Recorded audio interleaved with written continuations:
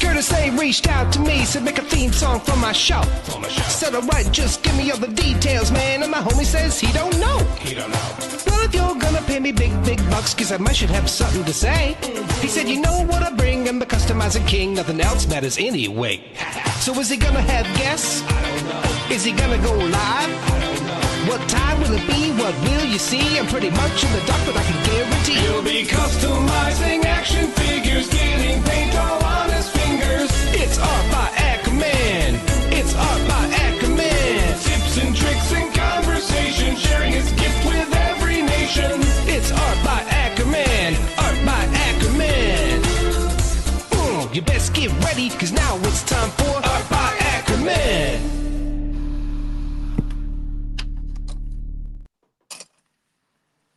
Welcome back, everybody, to another Customizing Studio. I am here, and it looks like I got Jay with me. Jay, what's going on? What's up? How you doing? How's everybody doing? I think everybody's doing fantastic. I know I am. Let's see. Let's see what we got out there. We've got Twizzler is out there. Says hello, everyone. We got Ty in the chat as well. And Michael the Vandal is out there. So welcome everybody watching live, anybody that catches replay. So I have spent the entire morning printing labels, getting measurements and weights and printing labels. Darla is now putting labels on boxes so that we can hopefully get all the mystery wheel prizes out tomorrow. So that is the goal. So yesterday, after I spun the prize wheel, I spent a bunch of time with Darla, like boxing everything up. Then my girls came over because we were having birthday cake for them. So I did not get a midday nap yesterday. Woke up early this morning and started right back on the packages. So I am a little tired. So we'll see how that translates over as I start customizing. Well, me too. I did all of those same things, and I'm really tired. Very cool. But I am really tired. I'm exhausted. I went to ToyCon yesterday. Oh yeah, how was that? It was a lot of fun. I saw people. That was nice. Like people, I saw people. That's how tired I am.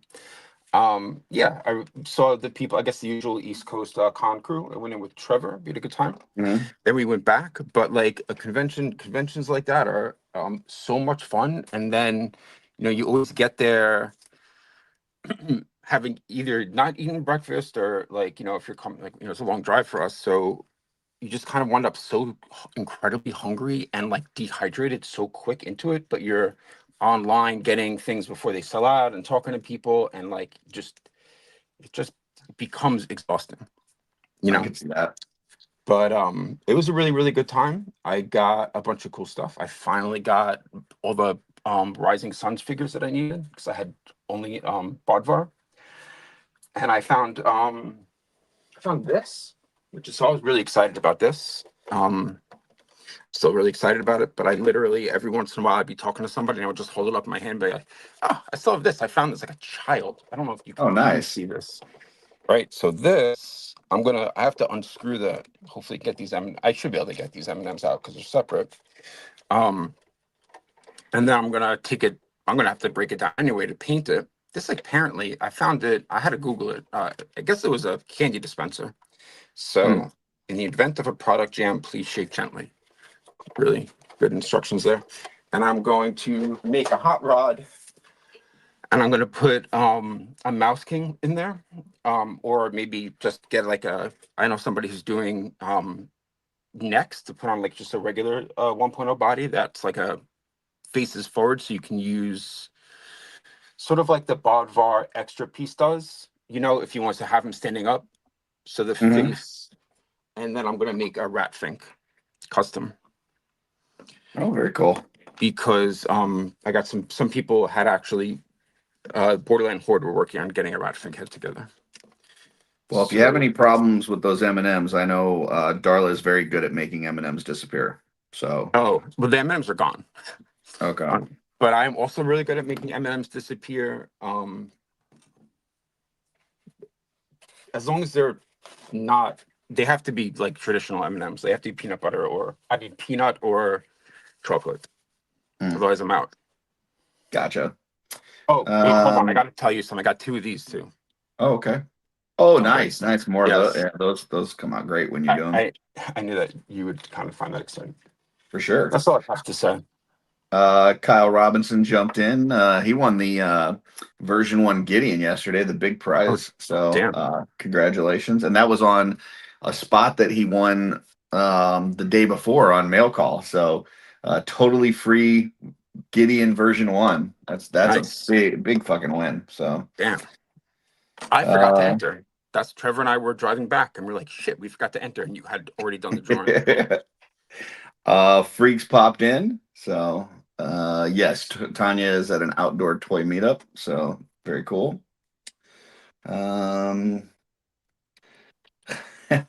Yes, my daughters came over for their cake yesterday, and on their birthday cake collectively, because my twins had their birthday on Friday, my older daughter's birthday is on Tuesday. Instead of happy birthday on the cake, I put gender reveal party on the cake because I'm silly. So, but they got a kick out of it. All right, I think that is everybody that's in the chat. Let's go ahead and see what we're working on. I'll go ahead and embiggen myself first. Let me add a little bit more light here. So yesterday I was working on this female kitsune. Did a lot of the kind of line work and stuff on the legs and on the arms, which I've just now covered up, but I did the bracers and stuff too. So today I am working on some of the, so this is the face, and these are the arms that I'm using. So I've got to kind of orange up a little bit. I'm not going to completely change it, but I'm going to do some dry brushing. So I'm covering up the bands that are on these arms with blue tack. And then I'm going to do a little bit of dry brushing of this kind of orangish brown. And then I'm going to dry brush some black over top of that to get the look that I'm going for. Similar to like this tail, kind of that look. So I'll be working on that and then touching up some more line work on the bracers and the legs. And then this torso, I got to paint some gold around the bottom here. So a little extra work on this one. I'm hoping to get everything that I need done on this one today, and I can consider this a finished piece. And then I can focus on the other one because this is a pair of customs that I'm working on. So we will see how that goes. All right, Jay, what you got? So I don't know. I didn't come prepared. I didn't do my homework. So I'm always in the middle of something. I'll pick up whatever I was working on. I haven't actually painted in like 2 nights, which is maybe a record for me while not being away. I was working on this last week. I don't know if you could really see well how the dry brushing like kind of looks on that. Anyway, It looks cool from here. So I think the torso is done. I'll have to hit the rivets and then the rivets here. I don't know what color I want to do them yet. I have arms painted, but they are old. They're from a custom that kind of like died. And this, I hate when this happens with the 2.0. You know what I mean? Mm-hmm. That gets stuck, so I can't get that in. I'm gonna use these for now. I'm probably gonna wind up painting new arms from one of the Rising Suns figures I got. Yeah. I'm gonna mess around with that. I gotta paint. I gotta finish up this. So this has this head. I'm gonna dry brush this, and then I have this cauldron. I gotta finish the silver. I hate doing stuff like this because it's one of those things where like you don't want to hit the the other, like, because I airbrush it, so I really don't want to have to go back and fix this. Right. The other paint, because it's just a pain in the ass. Gonna work on that.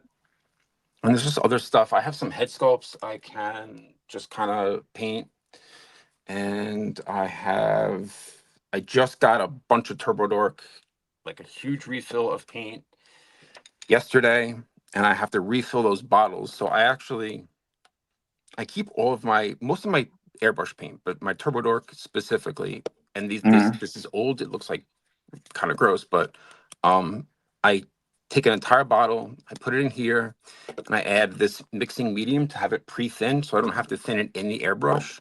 So Mm. I have been waiting for this paint, Romeo and Juliet, to finish up this pink cyber bunny that I am working on, and he is here. That's cool. And I like so I like I that a need, lot. thanks. I need to do, he's missing an arm, obviously. And I got to paint these shoes. He's not going to have black shoes. It looks weird, like he's got dress shoes on. And I also have finally got that, that dark green that I use, that you like, the Yeah, yeah. called Grave Robber. So I got to pour these into these bottles so I might even take the camera over to the spray booth, and just spray some of them. I don't know. We'll see. That's it, kind of. We'll see what I find. Very cool. All right. Well, we'll go ahead and get rolling here. I'm just, like I said, covering this stuff with blue tack right now. The spots that I don't want to paint. So you use blue tack, but you're hand brushing it.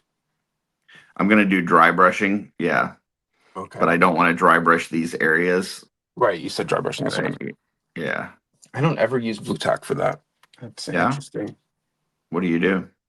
I use a very small flat dry brush and try to be as careful as possible. Yeah. That's not as good of a solution. Obviously. That's what I should do. I don't know why I've never thought about that for dry brushing. I've only thought about that for regular painting. Yeah, same kind of concept basically. So All right, so what I'm going to start on, I'm going to work on these arms because, so this is, for this paint, Romeo and Juliet, that I'm going to use, it's one of those paints that I talk about like every week, if you are unfortunate enough to pay attention to me speaking, where if the paint is black, it goes over one color, and if it's white, it goes over another color. So this is like a sort of like a violet, if you see here, it's like a violet over black, and it is this pink, and then I just kind of like switch up what pinks I use. So, so this whole thing is airbrush with one paint after I, go in and do, all the detail work first. yeah, Which I know I've said a million times, but in case anybody, is super interested in hearing it again, I said it again. for sure. It might be somebody's first time. Like Mike V, who says one of the few times I'm able to catch the studio live while I paint too. Well, let me know if you're interested, and I will send you the link, Mike, if you want to jump on. So, First time Kyle listening. was asking about his address. Yeah, I've got every address. I've got everything printed. Darla's putting the labels on. Like we're well-oiled machine. So Nice. we're good to go. I should get all of those out tomorrow with, unless there's any sort of unforeseen circumstances. So I can't believe I didn't enter. I was so distracted by I don't know what. I also can't believe that you got distracted. I know. Well, it was like real life. Like there's just like a lot going on. Not like that kind of distracted. Because I really, and I forgot also, I had not intended on getting more than one Bodvar, but now one of my friends is doing this amazing head sculpt, this zombie bear head sculpt. So I absolutely have to get that and paint it. And then that's one per case. He's done it. It's an old skull head that he did for 1.0. Then he modified where the peg is, and then Josh Brown Customs is doing an owl bear head. And now I don't know if I have to get like 3 Bodvars and I forgot to get one yesterday. Zombie bear sounds pretty cool. Yeah, man. I wish that I had that downstairs to show that head sculpt. You would think it was really cool. And his old skull does like really, really, really great work. And he does really great work, I think, when people have like all of his stuff is amazing and his ideas are amazing. But I know that kind of like I did one sculpt with him that was my idea. And I know that Jason, when he goes back and forth with him, they wind up with a lot of really cool So I think like when you have like a specific thing that you're really excited about, you know, he really knocks those out of the park as well.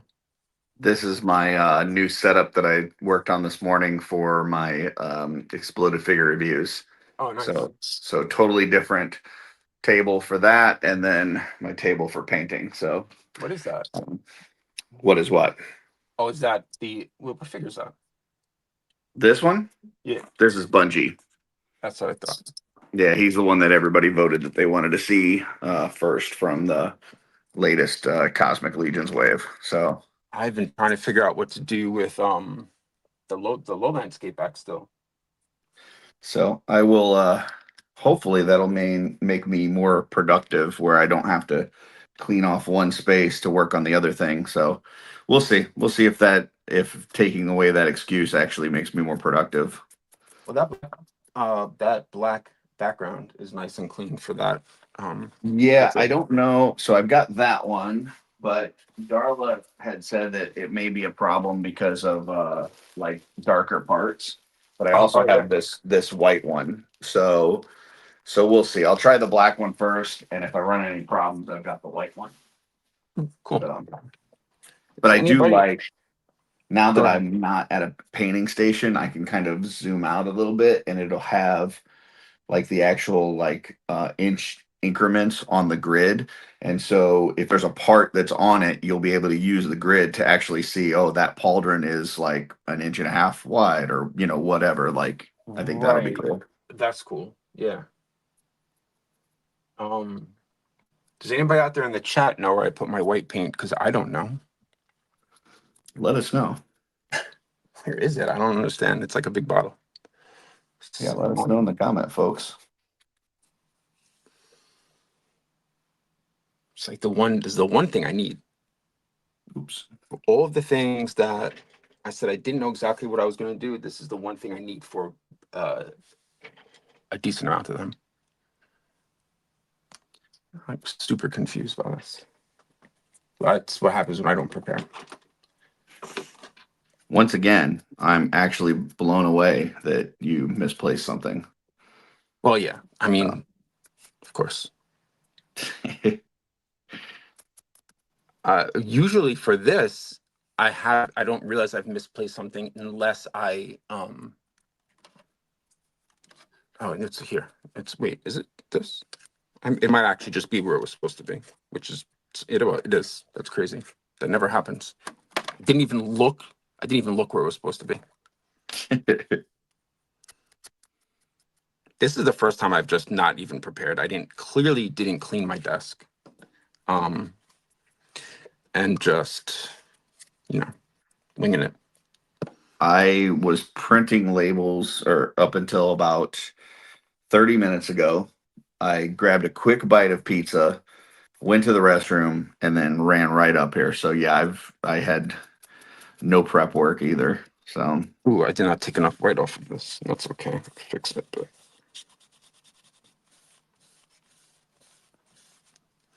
I have a feeling I didn't do an elbow for this, and that is gonna make me it's probably somewhere. But if it turns out that I really did not prep this, so this bunny figure has been. I did this torso so long ago, and I had no idea what to do with it, and it was just sitting there. And then I found the belt that I think I had done for an older custom and had decided not to use for that custom. I was like, oh, this is already in this color, great. And then I had kind of like a lack of cosmic parts. So then it took me until ZoloCon when I was able to I just decided to, is that my phone? Hold up, sorry. might be.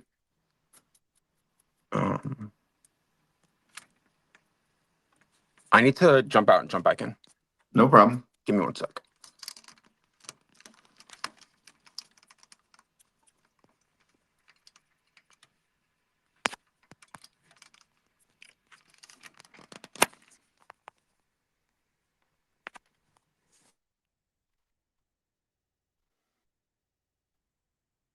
Sorry, Michael. Didn't mean to put pizza in your brain.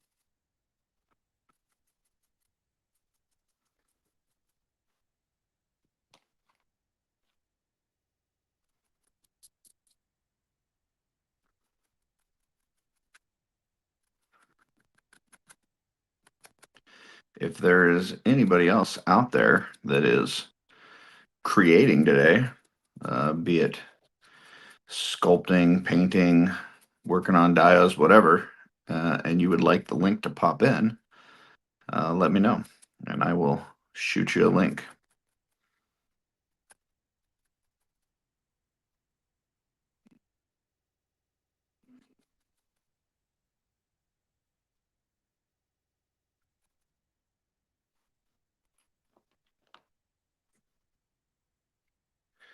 The torso is from Bastet.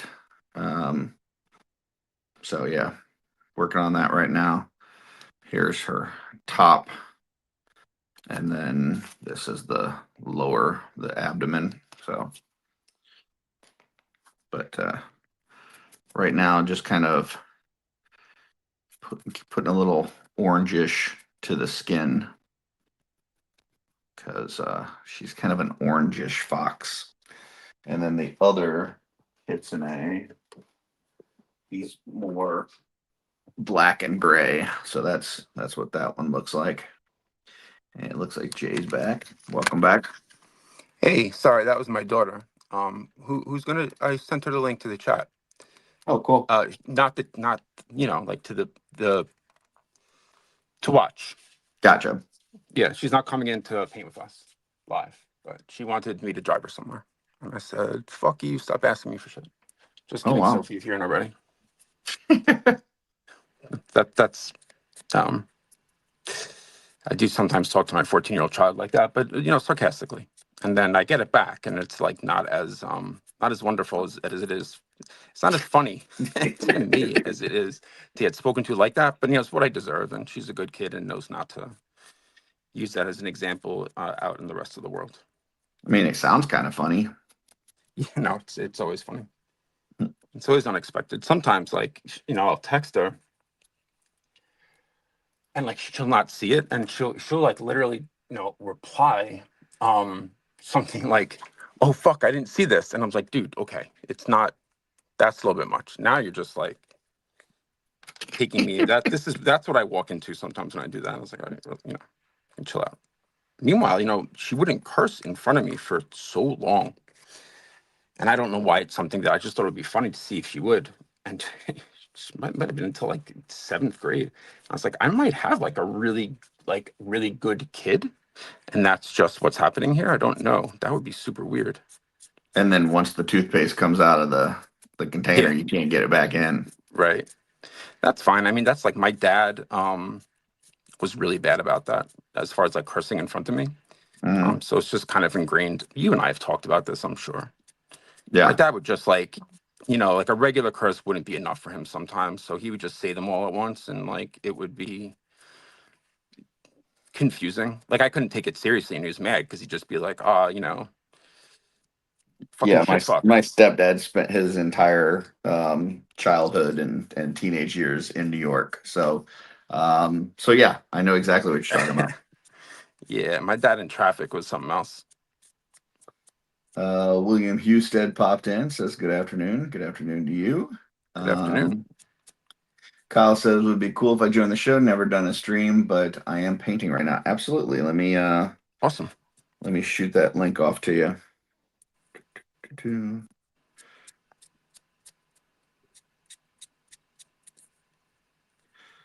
Just sent that link your way, Kyle. So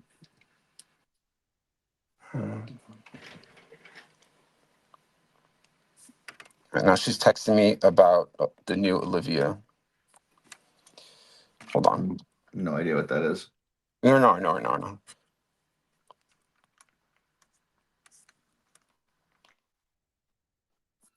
All right, so now we've added some orange on there. Now it's time to do some black dry brush. Very lightly. All right, whatever. I don't know. She's excited about I just said I'm painting live. I'm gonna go rejoin the stream, and she responded by telling me how she feels about the new Olivia Rodrigo song, which is great. Okay. If you guys have any frame of reference for that, but no clue. She is a like a female pop star. But her music sounds a lot like kind of like 90s, like has like 90s kind of like alt guitar in it, like heavy guitar, but she writes all of her own music. And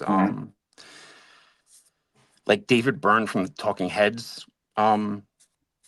did like a split 7-inch covering her. Like she's really popular amongst like older kind of like music nerds because the music's like she writes really great music. So like the guy from the Talking Heads did a cover of one of her most popular songs, which Okay, is gotcha. not what you would expect. I mean, I'm a big Talking Heads fan. So.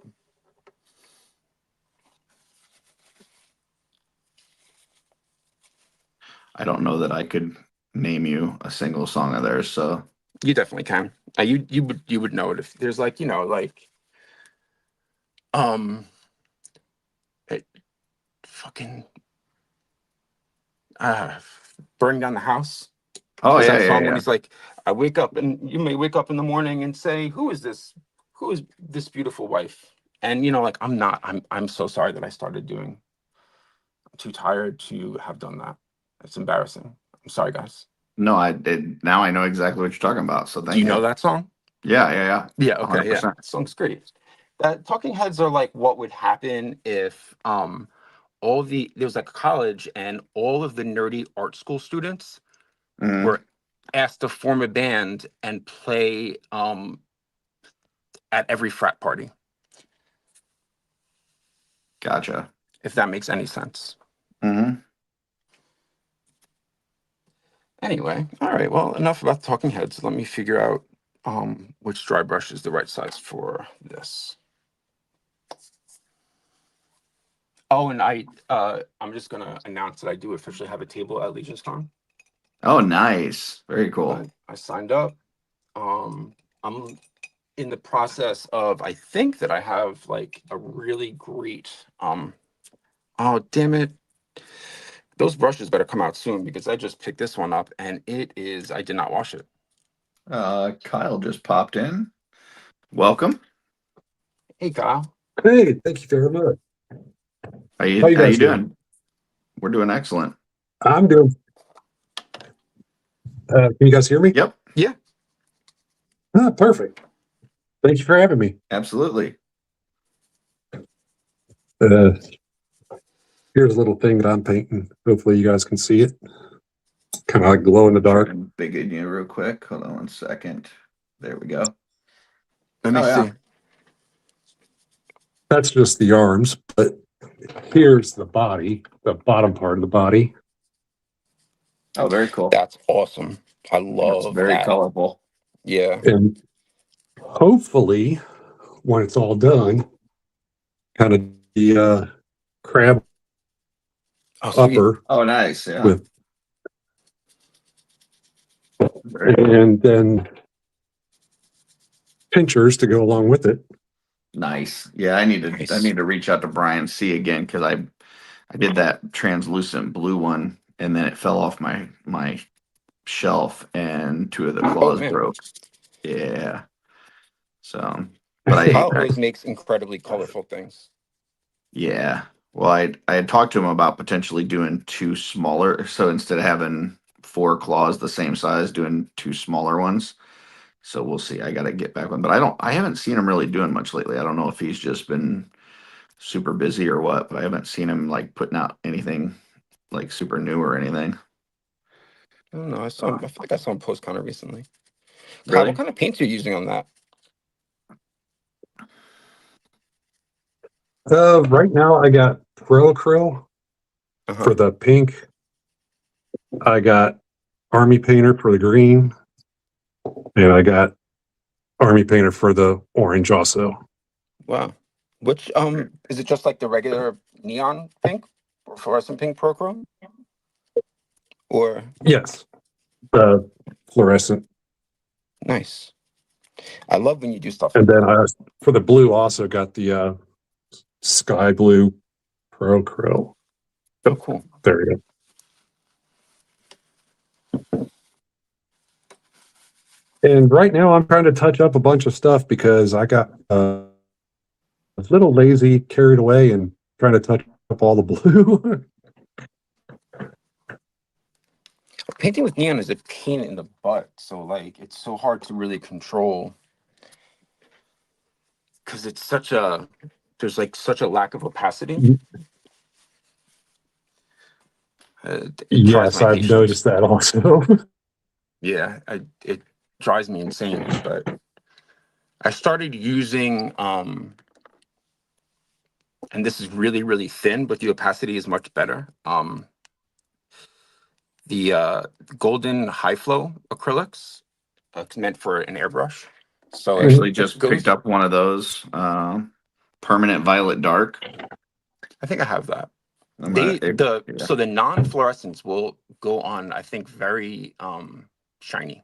So you definitely have to get like a good matte clear over it.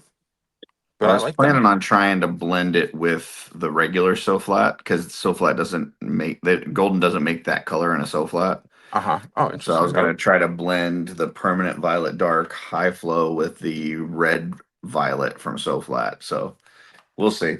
We'll see if mixing the one glossy and the one matte, how that comes out. So I think it would work out pretty well. I mean, they're almost like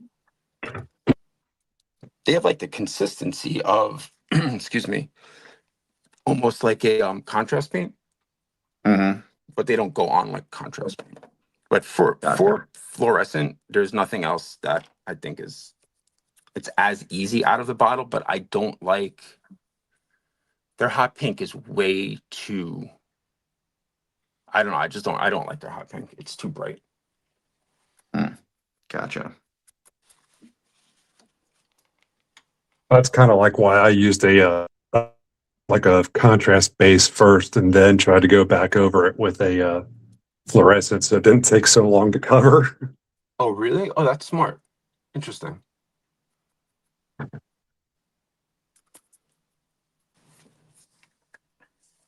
gonna try that.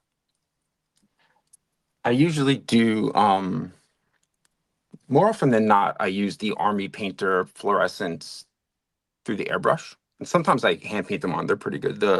But I think Army Painter some of the best.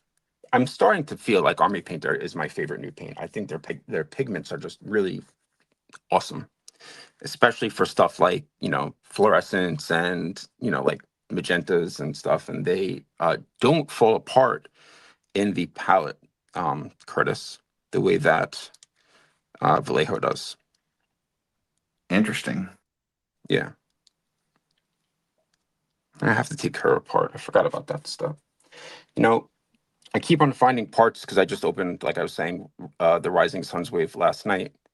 I keep on finding parts on my desk, and like I don't know what is this. Somebody tell me the function of this thing is that came with two figures because I don't understand. Wait, which one?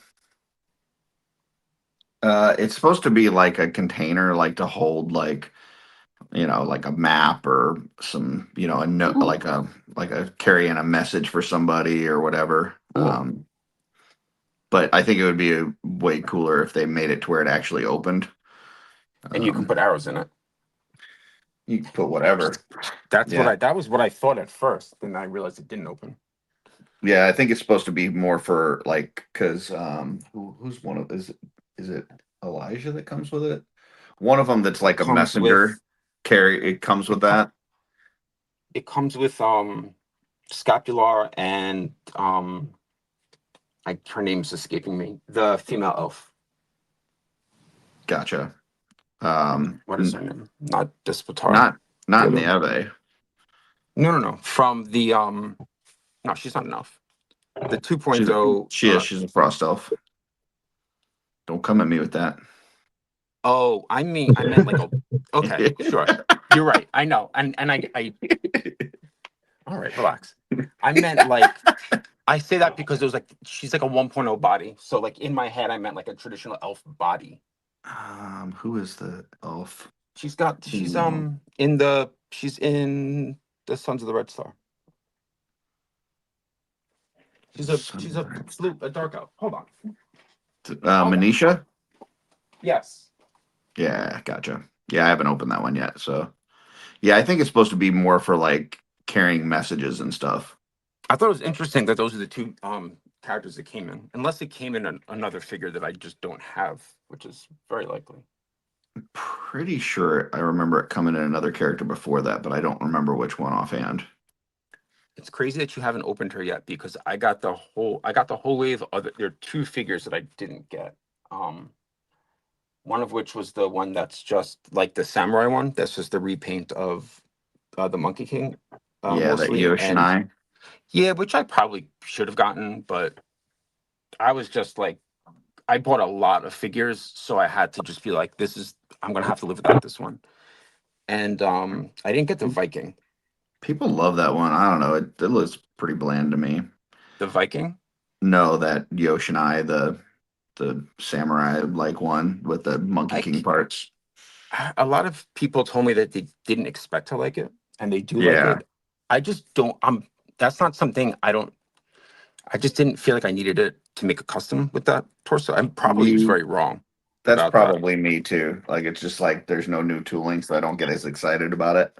Yeah, but I only have one Monkey King, so I've never actually painted those parts. So that was kind of maybe not the best call, but whatever. If I want to get it later on, it seems like it's not going to sell as fast as others. And if I miss it, I'll survive. I didn't get the Viking because all those parts are available, I think.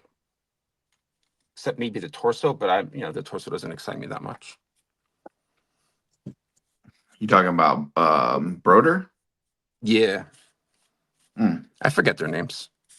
I don't know, man. He's got the boots. Those are pretty cool.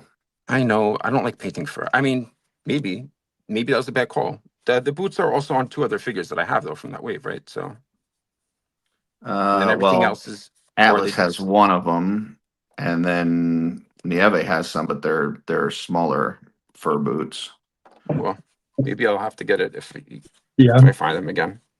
yeah. I'm looking at all 3 of them right now. Yeah, they're all the same boots, but just different colors.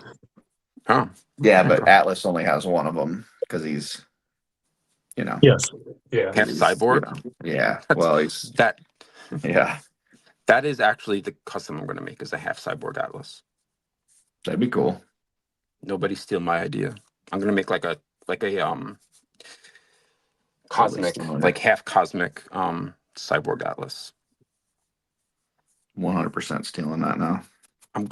I am trying to do like all of the like really major characters in like a weird different way, and I've done 2 so far. I'm trying to figure out what I'm going to do with Scapular. I did like a punk rock Poxus, and I did like a doom metal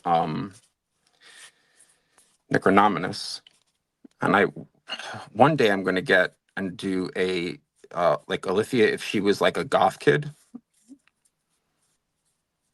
who grew up like it. I mean, I think it's like a pretty easy I don't know. We'll see. You do one of them as like a hippie. Yeah. Like a psychedelic color, like Yeah. tie-dye shirt and stuff. I guess I could do that with whenever they do a version 2 of Silonia. That could work, right? Yeah. Because I think somebody said that would be coming soon, or like they like whatever the year that they showed the dragon, and they teased the Otho. They also talked about redoing Etheron and Xylona, and then recently Jeremy posted a picture of them of the dark or the Great Beast. Yeah, and kind of reiterated it. So that's what I was thinking of. Yeah. If I was a betting man, I would say that either Etheron or Xylona or both will be in the next version of the legacies that we get. Yeah. So I would do that. I don't know what I would do for I also would have to do something for Basilia. But I don't know what I would do with that yet. But yeah, the hippie would have to be her, I think. See that? And go ahead. I was just saying I could see that. Yeah, I don't know. I haven't thought that far ahead beyond that. I need to figure out what I'm going to do with Scapular. But I got 2. so I could do that. I also need to figure out how to, I'm having so much trouble getting all of his stuff on. That's really dramatic. I'm having some, it's a lot to do, and I just gave up because opening a whole wave in one night is a lot. Let's see. Scrolling up. Michael says the boots and the forums wraps is what made him buy the Broder figure. But I've given up for trade fodder now. Just don't care about the rest of the parts. So there you go. Hayes popped in. Welcome. And then Rowdy popped in. Welcome as well. Michael says, "Hippie, I'm telling you, hippie skeleton Grateful Dead." Well, that might not be bad for scapular then. Yes, and you know that I would love it if I could get like a head sculpt that is the Grateful Dead, like something close to the Grateful Dead, like skeleton. I think there are a bunch of variations. What would be amazing actually is to get head sculpts, and like I would never commission this, it's like too much, but of every single head of every member of Guns N' Roses from the cover of Appetite for Destruction, and then that'd do a be cool. skeleton version of the entire band, which is like, I don't know if I would want to do that whole project, but it kind of struck me as like it'd be cool. Yeah, that would be pretty neat. The Grateful Dead, that's interesting. Only you wouldn't be able to bring that custom to St. Louis because it'd be banned. So Why? because Guns N' Roses got banned from St. Louis for life. Is that true? I mean, that sounds. I guess I believe recently they lifted it, but for like 25 years, yeah, because Axl lost his shit. Somebody in the crowd had a camera, and he lost his shit and like jumped in the crowd to beat the fuck out of him, and it was like on their first song of the set, and they when was this though? Like in the 80s or early 90s, or was like it was weird recent probably late 80s, and he it was like their first song of the set, jumped in the crowd, tried to beat the fuck out of this dude. They refused to go back out and play, and then they got banned from playing in the city for like the next 30 years. Because the guy had a camera. Yeah, because they weren't supposed to have any cameras in the crowd. Definitely sounds like something Axl Rose would do. Yeah.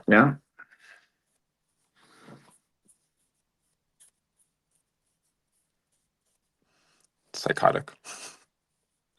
Yeah. Well,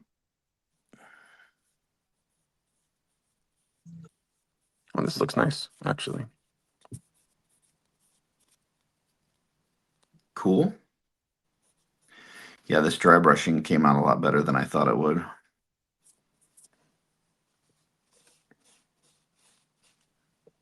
As shitty of a customizing weekend as I had last weekend, not being able to get that paint match this week, everything's been going good for me so far. So, knock on wood. You know, remember last week I had finished everything, and you were like frustrated, and you and Benny were like, "Oh, calling me an overachiever" because of how much I got done. So that torso that I was working on, from. Man, I'm tired. What the fuck is his name? That's like one of the characters I remember the name of all the time too. The son of Necronominus, that is a ogre. Oh, Baradak. Baradak. Yeah. So I wound up deciding that the color that I did was too light, and I went down a tone, and I had to repaint. That's not even done because then my airbrush got all messed up, and I got to really give it a deep clean. So yeah, that figures like harshing back to the drawing board. I even cut a short of that where we're calling you an overachiever. Did you? Yeah. Fantastic. That's you're awesome. like that's the second time in a short period of time you've called me an overachiever. Well, the shoe fits, I mean, it's actually funny because when I was online at yesterday, I was talking to Terrence, and he was talking about the Carver, the group project. Mm-hmm.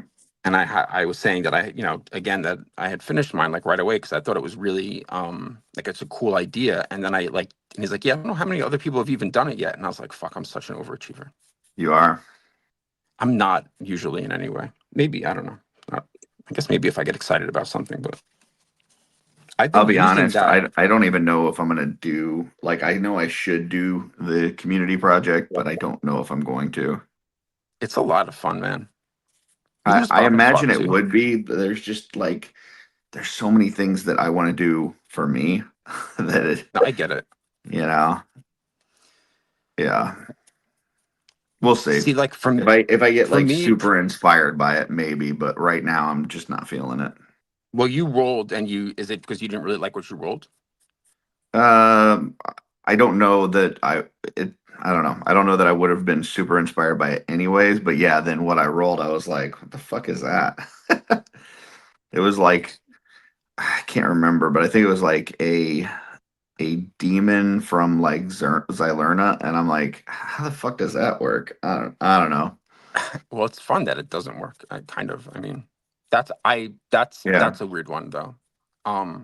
So I was rolling wrong, and I didn't realize it's been so long since I played. I forgot I forgot what a D10 was. And I Yeah. guess I was rolling D12s. So I had Ah. rolled a D12, and I had something awesome. But then I was like, I'm just gonna try with a D10 and see what I get, and that was also kind of cool. Mhm. But then I just kept rolling for fun, and like a lot of the combinations that I came up with were interesting and kind of made me realize that I go into customs so often with either a color in mind or like the shape of whatever I'm painting Mhm. makes me think of like, well, what color matches this more than Mhm. a concept.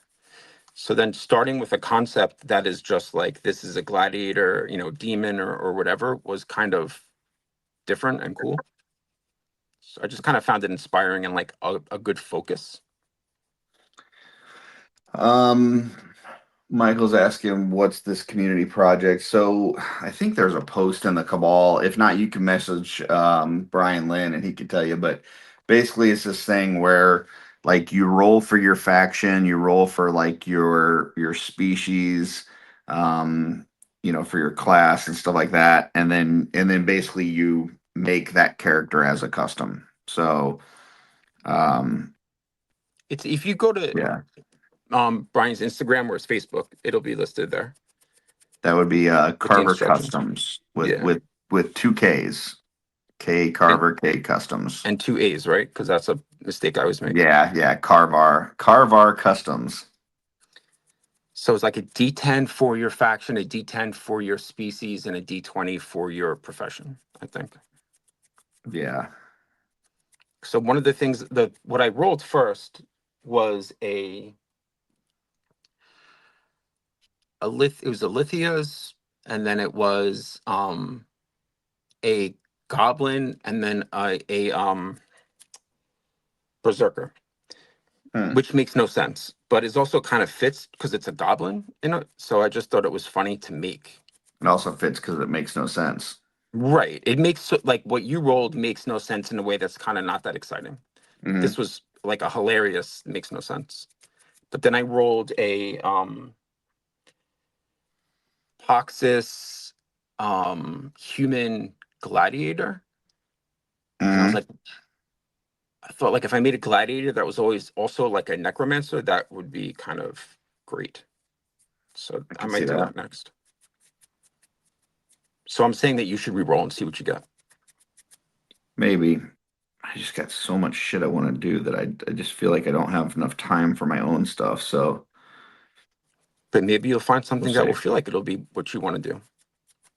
Or Yeah. not. I mean, that's a lot. No pressure. Like I've got this custom. I commissioned a head sculpt of mine and Darla's World of Warcraft characters from when we play because that's how we met. Oh, yeah. And like I did that 5 years ago, and those customs are still sitting behind me waiting to be done. And I'm like, I don't know. I can't just keep adding shit to the plate. At some I point, I get it. gotta start getting some of this stuff done that has been sitting on the back burner. That's exactly what I keep doing. I keep adding more and more parts and not even getting to be able to paint anything. Yeah. Like, okay, I'm gonna take you guys a little bit behind the scenes here real quick. But like, look at all those unpainted heads. Like that's like two. Let's see, each one of those racks is 120. So that's like almost 300. I mean, you got 200 some odd painted heads there. Then I've got drawers of unpainted heads. I got bins down here that have unpainted heads in it. Like I got enough unpainted parts that I could paint for the next like 1,000 years. So There you go. So that's how it's easy for you to make something and just. I bet you can knock out something really quick though. I don't think so. You can't knock out a custom in a weekend. Hold on, what's going on? I mean, I know you're on YouTube. a Um, lot, but No, because I like okay, so my big thing is like all people try to like blow smoke and say that I'm, good customizer, this and that. And I'm really not. I'm fucking terrible. And my only strength is that I will keep working at something until it's the way that I want it to be. But that means like last weekend, I spent 5 hours on one hood. One hood. Like just this hood took me 5 hours. You can't knock stuff out if you're doing that. So well, yeah. I get it. There's a ton of stuff that I'm like that about, but then if I have something that I know I could do quick, I guess I don't think about it as hard and I just see what happens. So that's how like I'll get something that I start done really, really quickly. If there's an idea that I think I can, everything falls into place. But then there's stuff that I've been planning, like, like you've been saying, that I won't rush, and I'll just really, there's stuff that's been sitting around that like parts are painted and I haven't gotten to, or like I have the entire build together, either in a bag taken apart or it's still actually together, and I'm just waiting for like I know the right idea for like colors or what have you. So I get it. So here, let's see. You could do a pop and swap. J-Mac said, "I'd love to see the World of Warcraft figures finished." I would too. Here is what those head sculpts look like. So both of our characters were Draenei, which is like an alien race in World of Warcraft. So that is my character, which was Sit and Smash. Whoa. And then this is her character, which was Heyu. So cool. Yeah. So like I said, I've had these for ages, just haven't gotten around to painting them. So what was her character's name? Heyu, Hayu. Heyu. So it's like when you're greeting someone. Yeah. It's great. Yeah. So anyway, I need to get around to those though. Well, that sounds like, an important, like sentimental project. Yeah. The thing that I did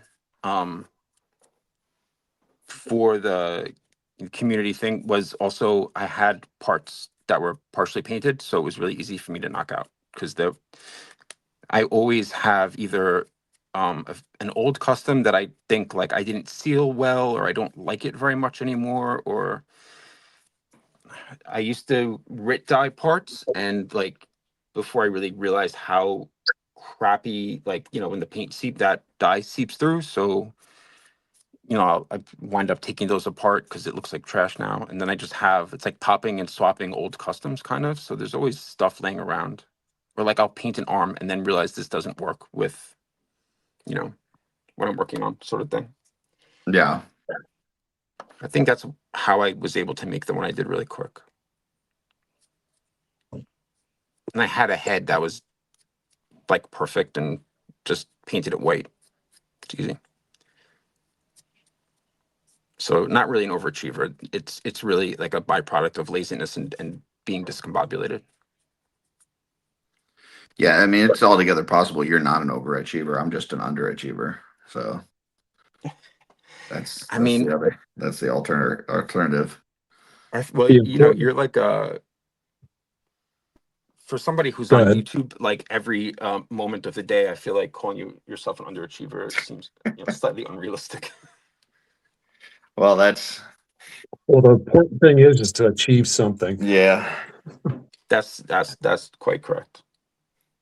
That is how I always feel, though. It doesn't matter, like, admin stuff in the cabal on, YouTube 3, 4 times a day, painting, doing reviews, like it never feels like enough.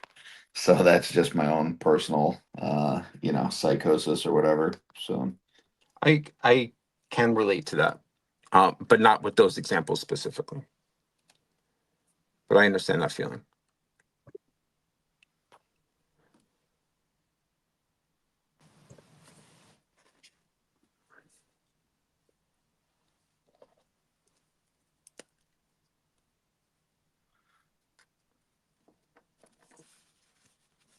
It's probably just something that applies to my approach with making customs. mhm.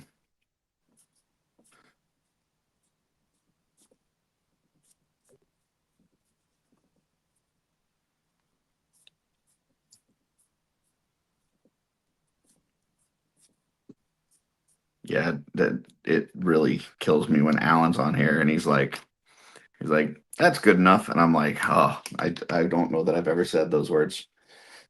Like, that doesn't even make sense to me. He says it's good enough and he gets it done in 5 minutes. Right. Yeah.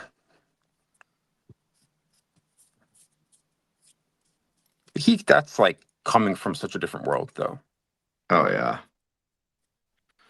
That dude's. I mean, you talk about overachievers. Like that dude produces more than anybody I know.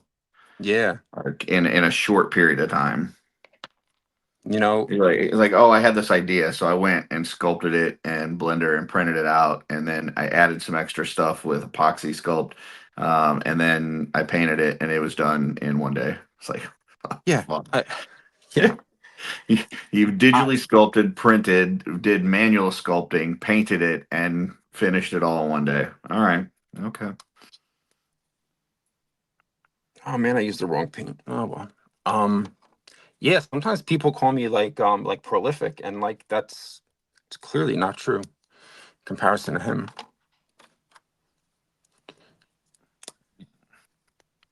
That was the beginning of a sentence that I never thought I would say. I think I need to use small dry brush for some of this orange in here.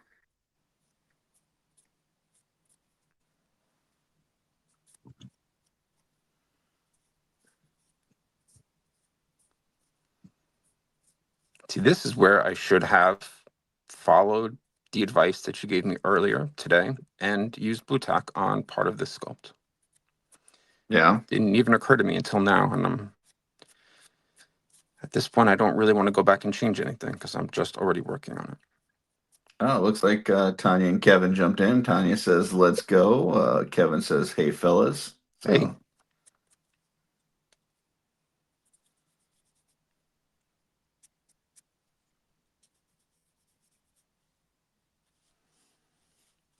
I really want to see how that staff that Tanya was working on comes out when she's done. It looks so cool. It looks awesome. It looks, yeah. I didn't see, like, I had to tune out of the episode because I had stuff to take care of, but yeah, it looked amazing when I saw her working on it.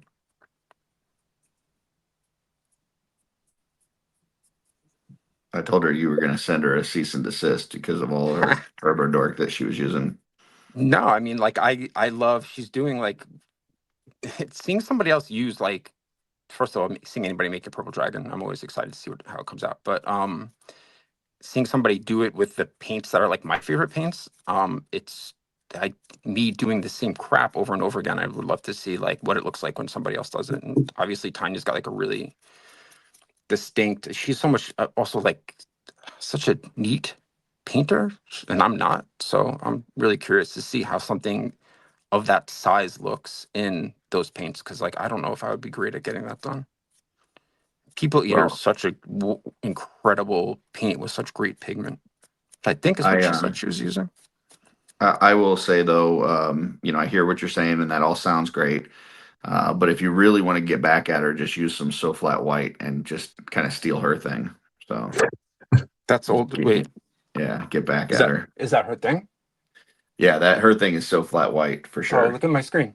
That's what you're using. There you That's what I've go. been using all day. This is the Yeah, paint I couldn't find. Way to stick it to her. I didn't realize that we were going to have a competition about using paints. I thought that we were all just like happy to see what everybody else does here. There is not anybody in this community that uses more So Flat titanium white than Tanya. I'm sure. I hate using. I'm actually. There's a brand called Culture Hustle. It's an English brand that uses their paint they make for like art, like for not for models painting, not for miniatures or whatever, but they claim to have the blackest black and the whitest white. I'm going to grab some of their paint. I was speaking to Adam, the Reverend Spooky, yesterday. He's used it and he said it's amazing. So supposedly their whitest white did a bunch of like science. They did a bunch of science. That's a nice sentence. They did a bunch of science and it reflects like more light back than any other white paint that exists. And the blackest black they have absorbs more light. So like if you look at something painted in it, it looks one-dimensional. They scienced the hell out of it, huh? They did. They scienced the hell out of it. And you know, I and if think you it's read the called description, Muso it sounds Black. sciencey, not like what I said. Yeah, I think it's called Muso Black. I think they just call it the blackest black. Black version 4. It might be a different brand. Black Yeah, that might be version it. 4. Because this guy had a paint company make him what was at the time the blackest black, and he paid them like $1 million so that nobody else could use it but him, and it pissed the guy who owned this company off so much that he made it his mission to make a blacker black and then make it available for everybody. Yeah, I'm glad that people in the toy community don't get petty like that. no, yeah, of course. And that Well, was the guy's name is like Anish Kapoor, and he's like a really famous artist, and it pissed a lot of people off when he didn't like allow anybody else to use his paint. But you know, that's like different world. And yes, nobody is petty ever in the toy community. No, not at all.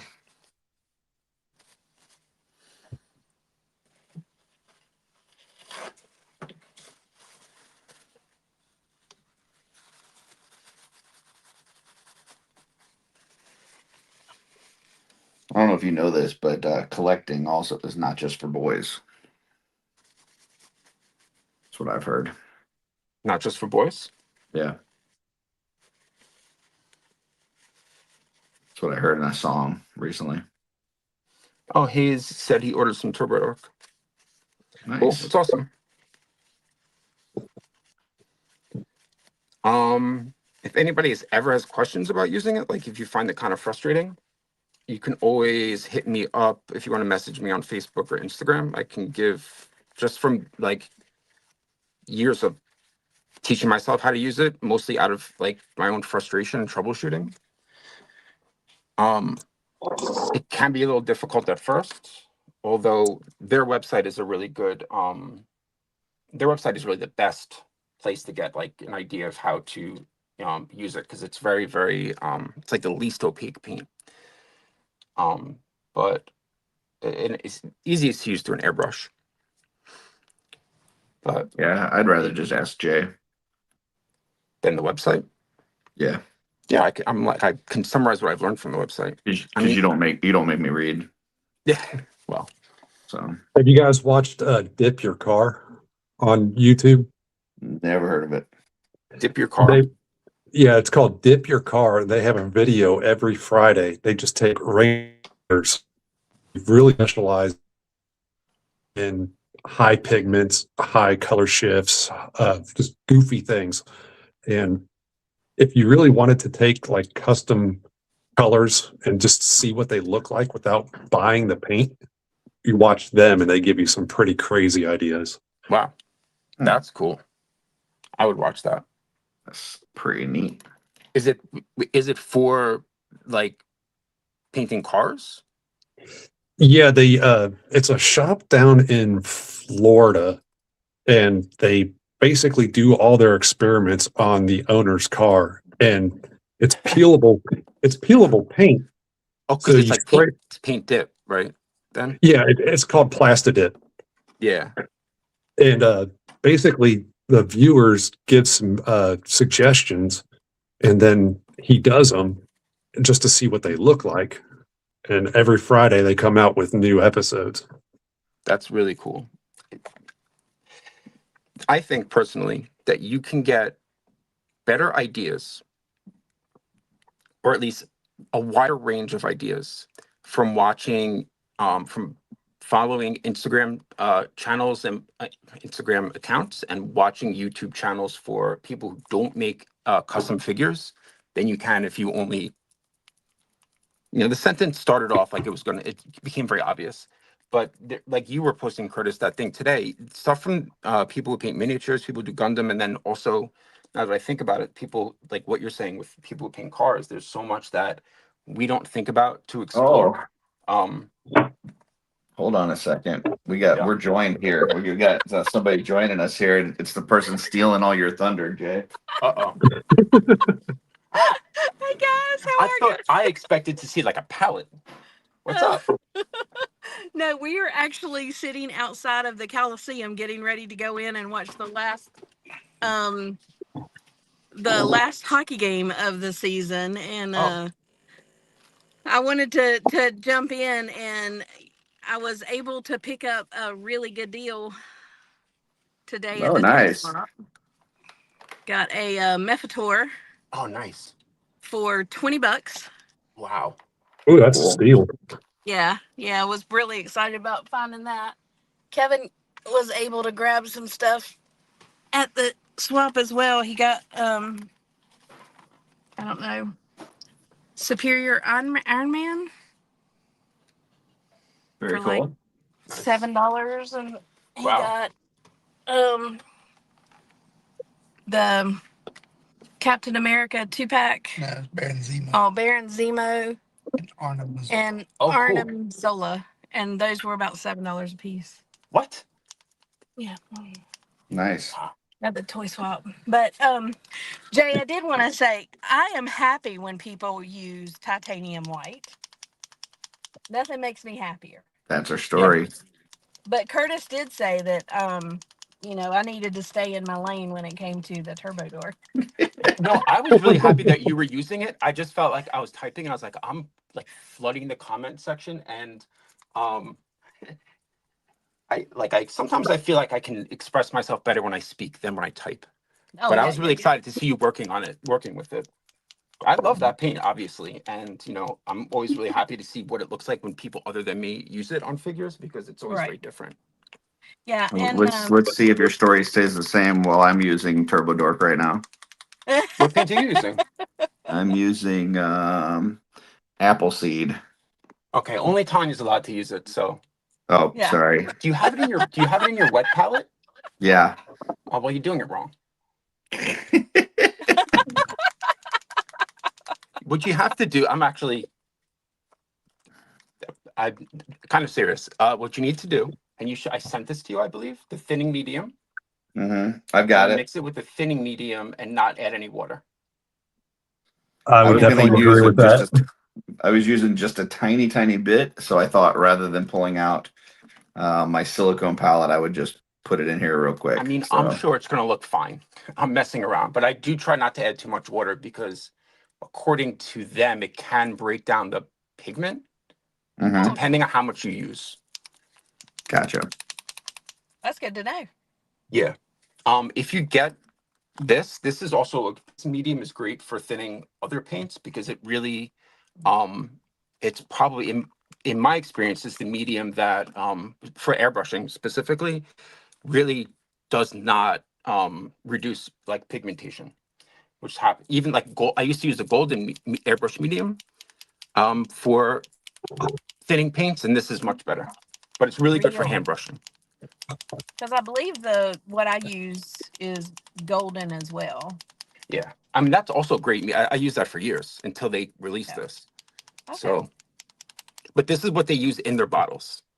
So like this separation, which you can't see with that bottle, and these are new, so I guess you can't see it. Like this, all that white is this medium. Oh, So you're okay. just thinning it further with what they use anyway. Yeah. Awesome. And these bottles last forever. Well, I know my paint, like the first paints that I got from Turbo Dork, they ended up drying up in the inside the bottles. Really? The whole Yeah, thing? but they're the old bottles. Oh, those bottles. Yes, there's a Yeah. huge difference. Yeah. So the new bottles, I haven't had any trouble with them at all.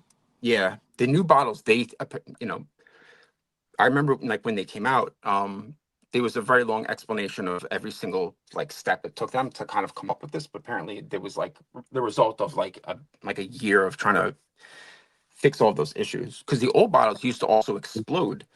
Oh. The cap would come off. Not the bottles wouldn't explode. If you're like trying to squeeze it, the cap would come off. Yeah. And Turbo Dork is like that stuff you cannot get off of anything. Right. There are some really crazy Turbo Dork stains on my desk in places I'm sure. Yeah. from years ago. And you Yeah. know, whatever, it is what it is. I don't use this desk for anything else. So But I love the way that staff is turning out. It really, I wasn't sure about how I was going to do it and all, but I think that it has turned out fantastic. yeah, I'm excited. loving it. I'm excited That's to see it. amazing. And just to like reinforce what I was saying about always using that combination. So this is People Eater and Dream On there, if you can see it. That's from the Baradoc I'm working on, which is going to be all People Eater and Dream On. Oh, And also okay. this Dragon Head, which is also People Eater and Dream On. Oh, But you know, very like cool.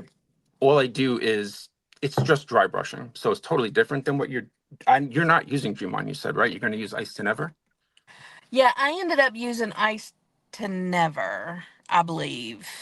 That's going to look great. Also, well, obviously, Yeah. People Eater is Because such an Ice to awesome paint. It matches so much. Yeah, Ice to Never, whichever one did the white background is the one that if it told you on the bottle to use white as the base, that's the one that I used. I think it's Ice to Never. It might be Motherload. I think Motherload's the only one. Motherload, that's it. Yeah, Yeah, Motherload. Motherload's. I've Okay. never. I never used it. My friend told me I had to get it, so I bought it. And then there's this other paint called Rainbow Roll, which is it's like a straight holographic paint. I don't know. It's like, I doubt you can really see it here, but there's some purple in this, but it just looks like a holographic sticker from like the 80s.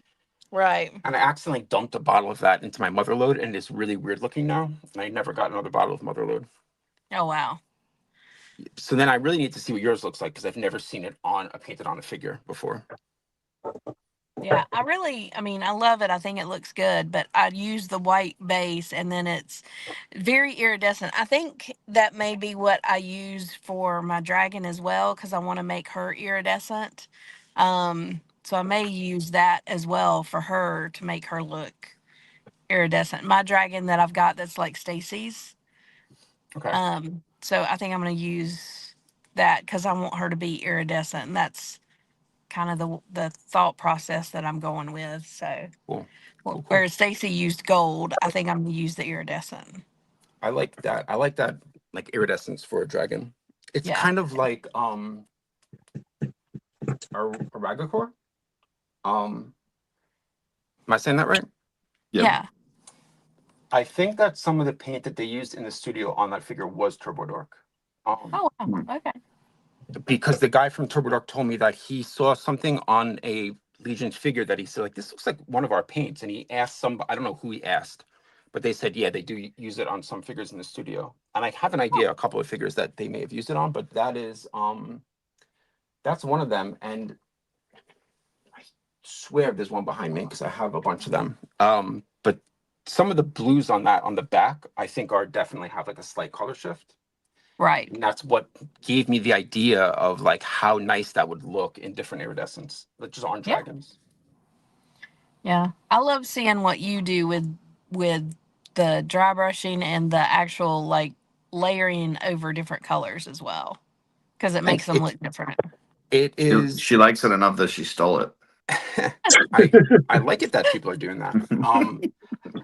I all that stuff is on their website. They have like a help section, and then there's a blog, and then there's two sections that are about what colors to use. There's a guide of the best two different colors to use over like their darkest tones for dry brushing, and there's pictures of a few of them for examples, but not all of them. And then there's one for like your medium tones, and that's how I started doing this. Because I was doing all of my figures in TurboDark, they were just one color, which looks cool, but then I kind of was like, this just doesn't have enough detail to look like a custom to me, because there's so many other things you want to do in a custom figure, and it just helped me kind of like expand. Like it was like a good brainstorming thing, kind of like Right. pushed me to think harder about other aspects of it. Yeah, That makes sense. yeah, absolutely. That's cool. I love what you're doing. When Curtis I said yesterday, he says, Tanya, Jay's going to get mad. You better stay in your lane. He's going to tell you to stay in your lane. I started laughing. Uh-huh. I only feel that way about Curtis. Curtis has to stay in his lane. Now Jay's saying that he doesn't mind. So what I'm going to need you to do now, Tanya, is when you're done with your paint job, take it out in the sun and do a video and post it on Instagram. Do it. I Okay. would love to see that. I sent a custom to Hedgehog, and he sent me a video of him walking around trying to do it. He's like, "Am I doing this right?" It was the red one that I had posted, and I laughed because I never, there's a person, one of the people that I speak to who's like really does a lot of TurboDoc stuff that paints miniatures. He did his stuff outside, and he was like, I stole your idea, and I was like, no, but it looks great, and it was such a cool like paint job. I didn't feel like anybody was stealing my idea. No. I didn't do the best job of saying that because I'm very, very tired. I kind of got mad at you this week, Jay. For what? Well, little spoiler alert from tonight, but you're going to have a shelf selection tonight. Oh, And it was that like the skeleton that you did with the red armor and stuff. yeah, that's what I sent to. Yeah, and you took it out in the sun, but you kept moving it around so much that I couldn't get a fucking screenshot for the shelf selections. But I'm like, stop moving it, Jay. But if you go back 3 posts on my Instagram, there's just a picture of it. Yeah, but it doesn't look the same because it's not in the sunlight. It's hard to, yeah. Yeah, so I like had to like keep watching it and snapping screenshots, and finally I got one that was somewhat decent. But I was cursing at you. I'm like, you keep moving this figure around. I swear to gosh. It's hard to post because Instagram doesn't like it when a video is over a minute. Mhm. And also, I have learned because you get the statistics of like when somebody stops watching a video, Mhm. and like you can see when the attention drops off, and it's early usually because it's just in people's algorithm, I guess, and they just are not interested in watching a reel. But I've been trying very hard to like sustain attention. That's one of the reasons it's very fast. For yourself or others? For others. usually it zooms right out, and there's like one slow part where I show the whole figure. I try to do that. Well, Jay, you're at least really lucky as your own shelf selections. It's been years since I've been on shelves. When was That the last seems time really you fucked up posted because something? A couple of weeks ago. it was that figure you were working on with us, was it not? Yeah. I saw that. Yeah. I mean, Jay's posting like, I don't know, 15 times a week. So I'm just I saying, think, well, like, that's me making figures too fast and challenging. Like we're talking about, like it's you being an never being overachiever is what we're satisfied. talking about. Yeah. I'm annoyed if I don't have something to post, like 4 things to post a week. Yeah, we're That's back a to you challenge being I an created for myself. overachiever. That's stupid. Well, Yeah. yeah, but it's like my own anxiety that I create for myself, that I'm like overachieving out of standards I've created that are dumb. That nobody has for you but you. Yeah, it's like it goes back to years ago when I was just like, not even making legions and just newer to customizing and trying to stay in the algorithm and get more followers. It felt like the more I posted, the more likely that was to happen.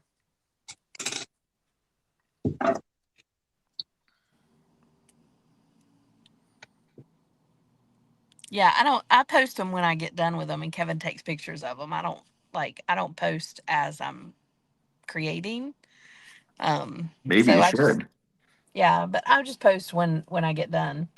And then Kevin has a chance to take pictures of them. So, but I still got the other one I haven't even posted yet. The the Detroit Lions. I need to get that one posted as well. I thought that was posted. I guess it was the Mm-mm. football one you did before that. Yeah, it was the other one, The Bears. The Bears. Bears. Yeah, Yeah, the yeah. Chicago Bears. Bears. The Yep. Bears. Bears. Yep. So you didn't post the Detroit one? I haven't yet, no. Whoopsie.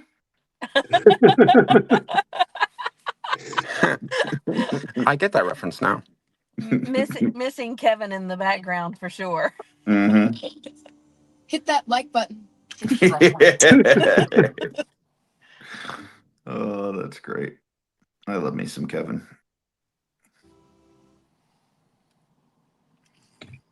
I'm sad to have missed that moment. Oopsie. Oopsie. Oopsie.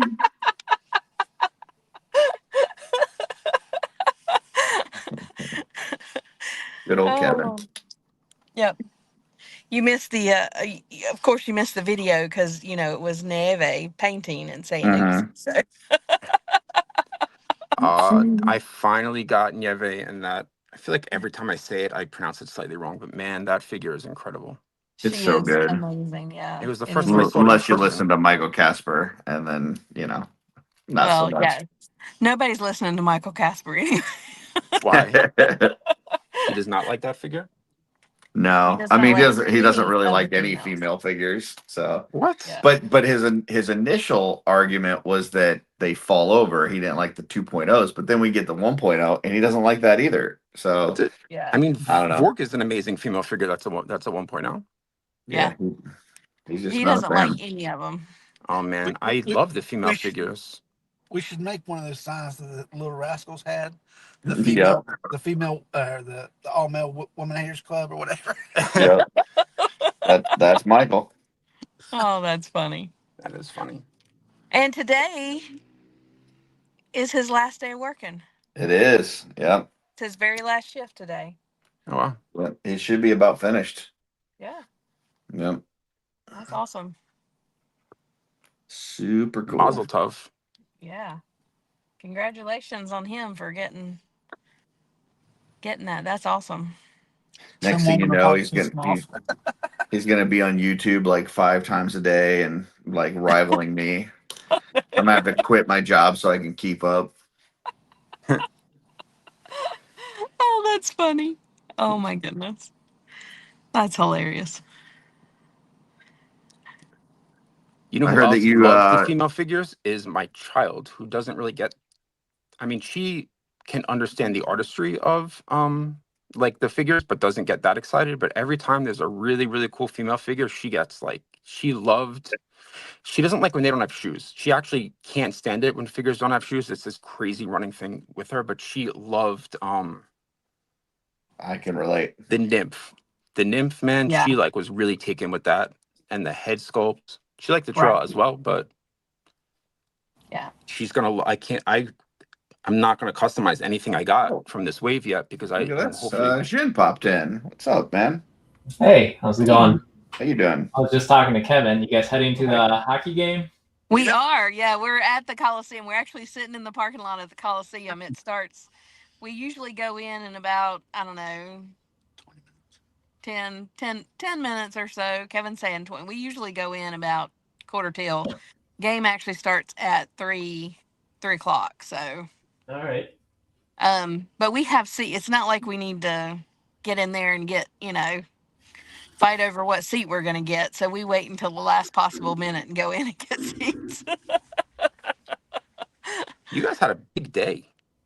We have had a big day today. We went to the toy swap this morning, went and had lunch, went back to the toy swap, and then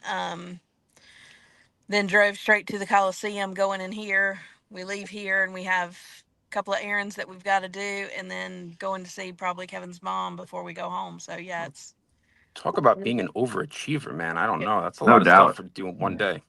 Yeah, it's a lot. It's That's more but than I it's been get done fun. in a week. Yeah. But if you don't go to the toy swaps, then you don't find um the Mephators for $20. So Whoa, nice. That's a great Yeah. deal. I'd definitely grab that for $20. I Yeah. found that Anything else there? locally. yeah, they actually did. And I'm kicking myself right now. Had a guy there that had the Aether for 105. Damn. Oh wow. New in box, never been out.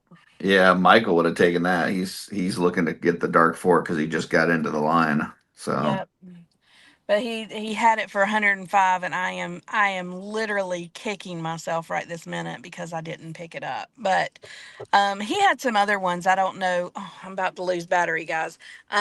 He had some other ones too that were you better charge that phone. You can't go a whole hockey game with no battery. oh, I can go a whole hockey game without battery for sure. Kevin, can you make it work again? I touched the cord. But anyway, okay, it's gone. But anyway, yeah, That's so we hilarious. had the No, it's just funny when you said like, "Oh, my battery's about to die." Kevin, can you make it work again? Because it's your job, right? To make the impossible possible. Yeah. Kevin. Yes, that's exactly the situation I am put in. Kevin's like, "Story of my life." Yeah, the story of my life right there. Yeah. Kevin just goes, whoopsie. The cable's out, honey. Can you make it work again? Yeah, let me run down to the cable outlet here and find that work. I want the cable got cut. And Kevin, I need this thumbnail. Kevin, I need this picture. Kevin, I need this something to pose. Kevin, I need to. Kevin, I need you to make a video for this song in a week. And I know you don't know have any idea how to do that, but yeah, figure it out. Okay. Kevin, I need you to do these things on the box art for the brushes. Oh wait, that's me. Yep. Sorry. thought that was Tanya for a second. That was me. Yeah. Kevin, I'm going to come up with some chores for you to do for me as well. I don't know what they are yet. Bring it on. I'll hit you up though. Oh, yeah. Kevin worked hard for me. I will say that for sure. And has worked hard for me for years because every time, even back when I was doing preschool and I was designing my own curriculum, I would say, Kevin, I need this. Can you figure this out for me? That's probably how you ended up with 3 chuggas, Well, there are 3 chuggas in Chugga Chugga Chugga Choo Choo. according to you. Yeah. That was always 4. It is. It is Writing for your own everybody but curriculum Tanya. is not easy. I used to teach That's and so I wrote all my own curriculum and it was not easy. No, well, I taught preschool and taught 2-year-olds and, creating new crafts and creating curriculum for them and doing stuff like that. It was, It's a lot of work. Yeah, scoot It them up is. early, right? yeah, Early and often. My favorite part is when she calls me and she says, "I'm sitting here with our IT guy, and can you help me fix this?" Okay, sure. so, but yeah, Kevin fixes everything for me. That's nice. I Oh, feel like I've spent a lot of time fixing everything for my parents yeah. since technology got invented. Well, he does too. My parents, his parents. Yeah. I guess that's the story of our generation. Yeah. My dad called me the other day and he says, I really messed up my phone. Like, I really messed up my phone. And I'm like, Dad, I've got a game tonight. It was Friday morning or Friday afternoon. I said, Daddy, I've got a game tonight. I'll be over there tomorrow. And he's like, okay. And he got a lot of it fixed, but I had to fix the rest of it for him. But yeah, we spend a lot of time fixing technology for sure. I spent a lot of time determining whether or not messages that were obviously fraud were fraud for my very nervous mother. And it's like, what, did you get an email or a text? I don't know. It was just on my screen. Like, what? Right. This is like such a basic part of the question. Okay. Let me just look through everything on your phone then. Yeah. Yep, been there, done that. Kevin does the same thing. I don't remember what I was going to work on next. That's annoying. There's definitely parts of this. Got one arm, that's done. I'm just gonna talk to myself. Feel free to ignore. That Arms works. are done, legs are done, torso's done, head's done. I guess I'm done. Heh. Let's go. So, Jay, do you seal your turbo dork after you paint it? Yes, with gloss. It has to be gloss. Okay. So are you doing it on a figure or just the accessory? Right now, just the accessory. So if you're going to do it on anything that you need to put back together and heat up, you should, most glosses will fall apart under heat or like a lot of humidity. For spray gloss, I use the testers. Their enamel actually, even though you're not really supposed to use enamel, works better, I found, as far as like staying together under heat, but it is very, very shiny. But the whatever the other spray gloss is also really good. Don't use Mr. Super Clear. It will get so tacky. And in the airbrush, I use Vallejo like polyurethane, and that it also gets very shiny, but that does not. That stays like this is all. Having used the polyurethane, and it does not get tacky at all. Oh, okay. And it gets really humid. I mean, I'm sure it gets humid where you are, right? Yeah. Yeah, so bitch. yeah, that's definitely what I would recommend. If you want to use high gloss, you could use this. It's automotive 2K clear coat. Oh, Oh, wow. Yeah, it's not necessarily meant for model painting. It's supposed to be used for cars and stuff, but if you really wanted to, you could use that. oh, that's Okay. a good idea. Curtis, did you drop something in the paint again? I hope it wasn't the hood that you have to paint match again. No, it's this weapon that I'm working on, but don't tell Kevin. Oopsies.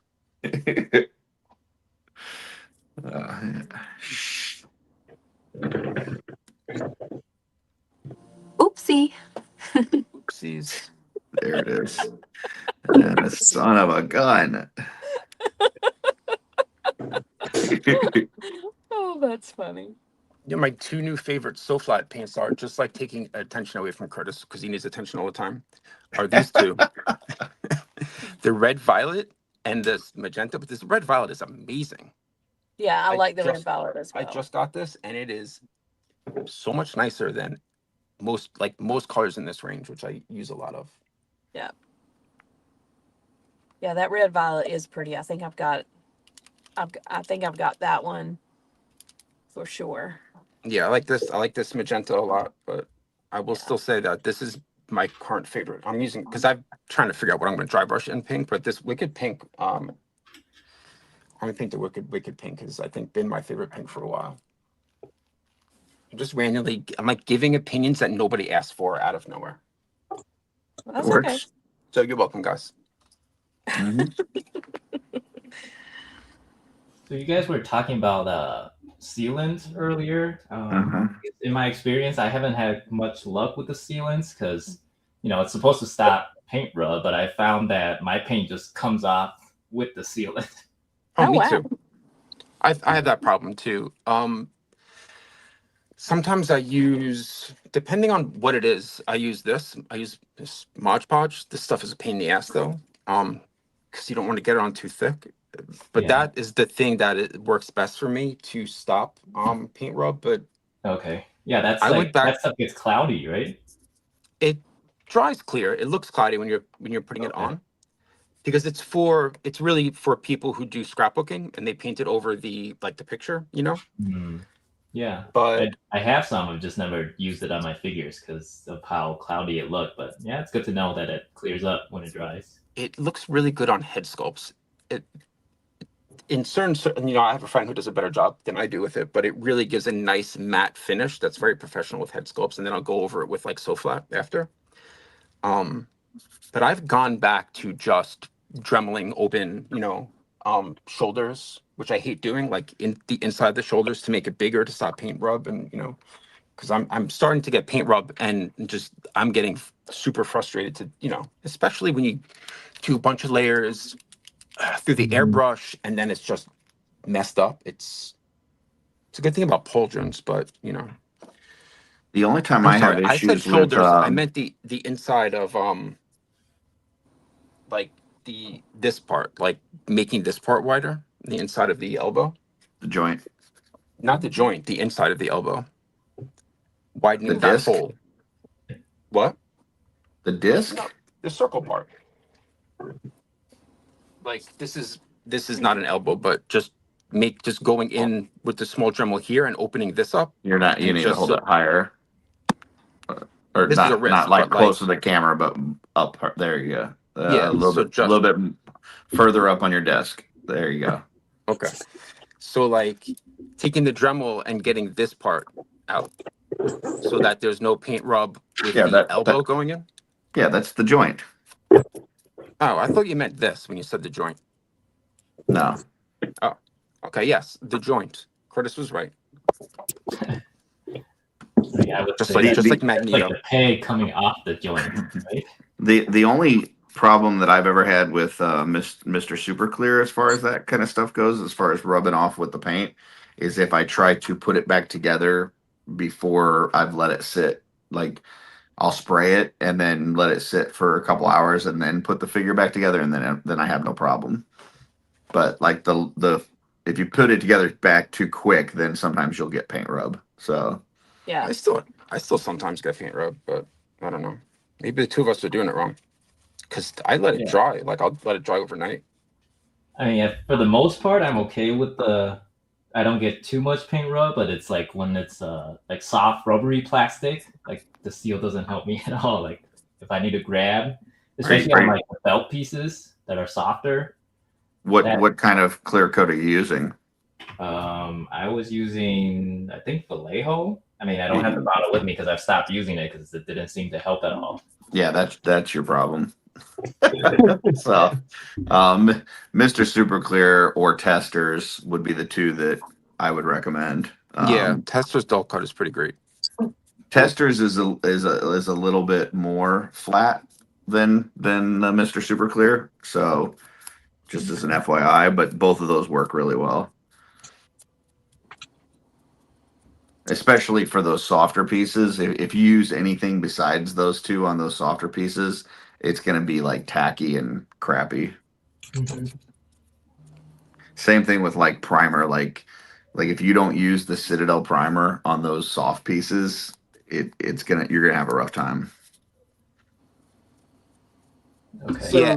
for soft rubbery like capes and stuff like that, you would use Citadel primer and then paint it, and then what would you put on it to seal it? Mr. Super Clear or Testers, depending on what kind of finish you want. I've got both.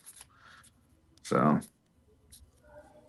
but like I've even had stuff that has been tacky from other, whatever paints or whatever I used, and I'll hit it with Mr. Super Clear flat or matte, and it'll take that tackiness right down. Right. So, Wow. Definitely. Crazy. And you have that like you get. It's also really bad if you use that's. Sorry, I'm gonna start that sentence again. If you need to gloss something that is soft, that's the situation where you only would want to use the Testers gloss or that Vallejo. Anything else gets really, really tacky on soft parts like that. Sorry, guys. What song was that? Listen to anything good? No, I clicked on a video of a knight getting ready to club another knight in the head at one of these knight fights, and I didn't realize it was playing through the stereo. I'd forgotten I'd put it through there. Oh, okay. Night fights. I will say like if I'm doing weapons or something and I want it to have a little like a satin kind of look, what I'll do is I'll hit it with the Mr. Super Clear gloss, but then I will come back and spray it like a couple times with the flat. So it brings that glossiness back down a little bit. And it doesn't, it's not tacky. because to me, there's the Mr. Super Clear Gloss is like way glossy. So I've got to bring it back down.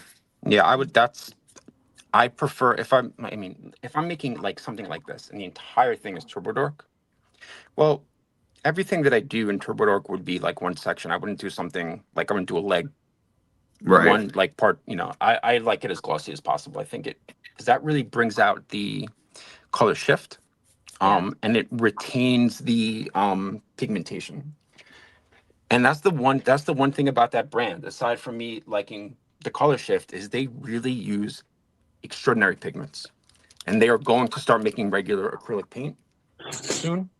And I don't know if those are also going to be, if those will be more opaque, but if those are more opaque, I'm going to be really stoked because I love the pigment. Like People Eater, for instance, is like one of the best purples. And he told me that the reason that that's the first paint they made. And he plays Warhammer and he plays Emperor's Children. So all of the miniatures are like this pink and then some purples. And he was trying to get a really good, he was using silver and the Timea like purple clear over it, and it just didn't look as good as he wanted. And that's basically the reason the brand started, which is crazy. Interesting. Little history lesson for you that I just learned recently, guys. Appreciate that. Yeah. You'll be tested later. Thanks for letting us jump on. We're going to jump off and go in here and watch the last hockey game, and we will catch you guys. Curtis, I guess we'll see you later tonight on Shooting the Show. Yep. Sounds good. All right. Bye, everybody. See y'all. Bye, Later. everyone. See ya. I messed this up. Crap.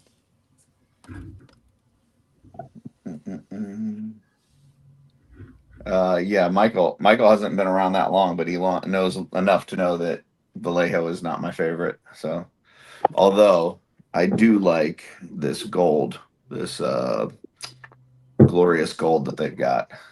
I do like that one.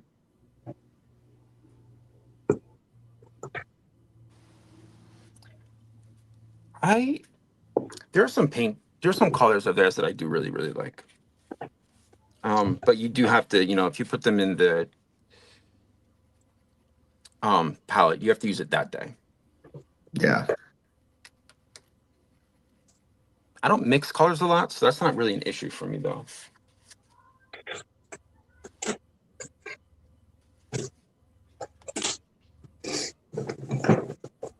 Check this out. I think.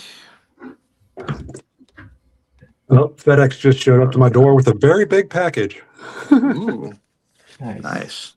what'd you I get? ordered, actually, let me turn around and show you. I ordered a new cabinet, kind of like this. Ooh, Mhm. Oh, that's a nice cabinet. So I'm going to put one right here off to the side. And I'm trying to get all my cabinets to match this.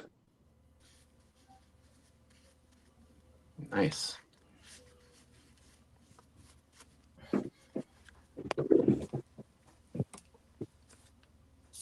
I'm gonna mute myself just so I can put this lady together. Alrighty.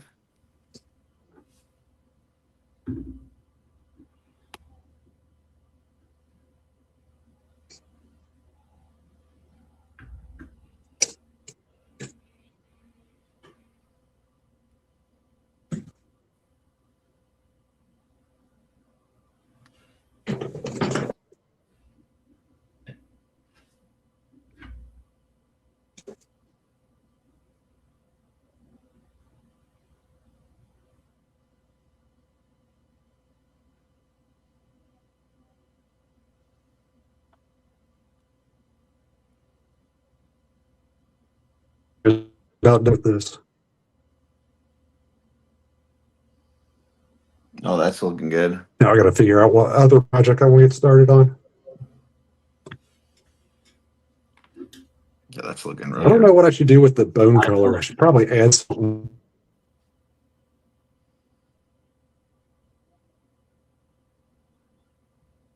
dark.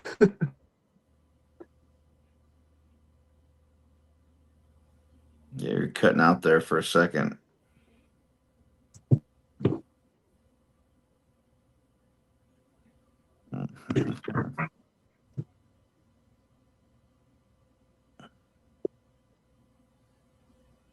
Let me see. I need some glue in here.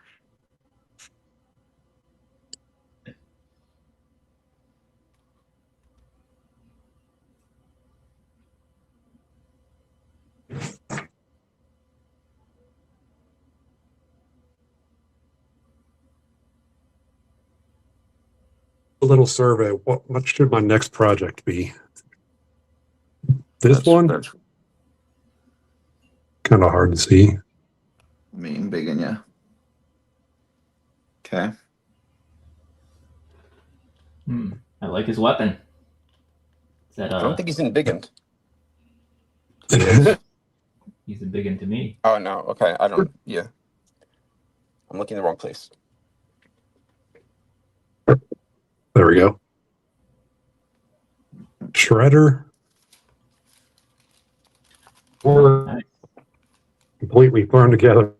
Oh, cool.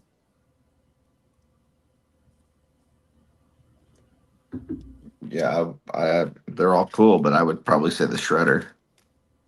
Same.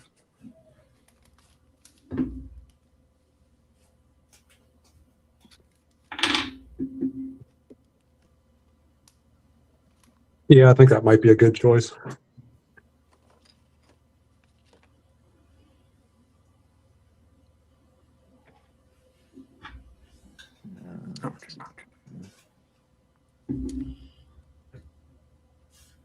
I just don't know if I want to do a traditional shredder or change some colors up on it. I think you should change some colors up on it. Hot pink. I think you should do. I definitely think. I personally think hot pink, but it's Hot pink and black. that would be amazing. What if you did them in Turtles colors? That would also be really cool. Different shades of green. Kind of like monochrome green.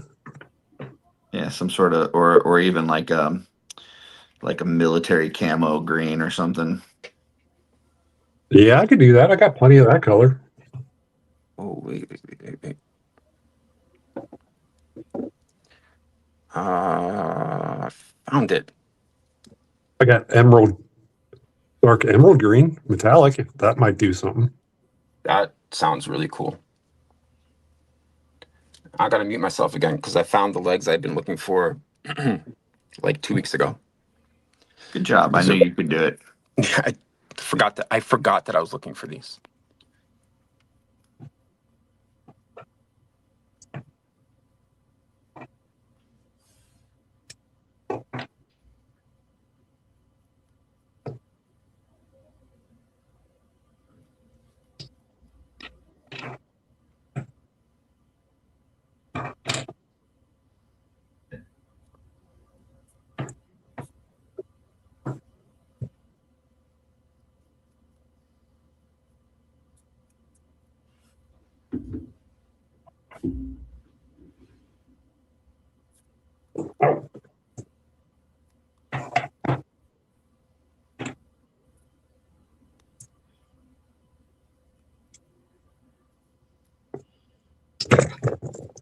Smacking the camera.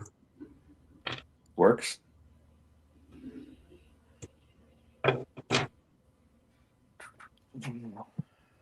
Right.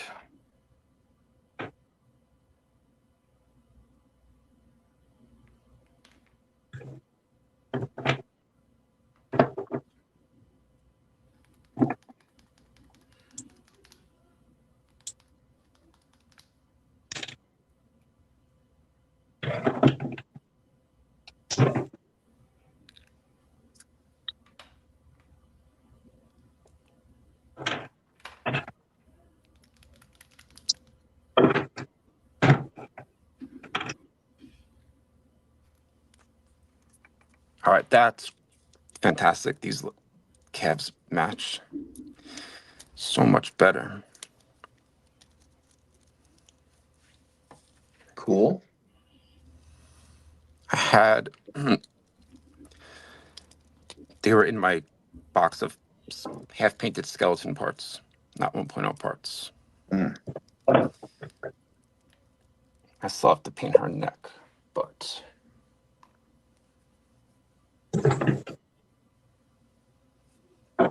it's not a neck and a butt. But with one T. Yeah, but look, there we go. Oh yeah, that's looking good. It came together pretty nicely. And half of these parts are, like I was saying, just old customs that I wound up deciding to take apart. Cool.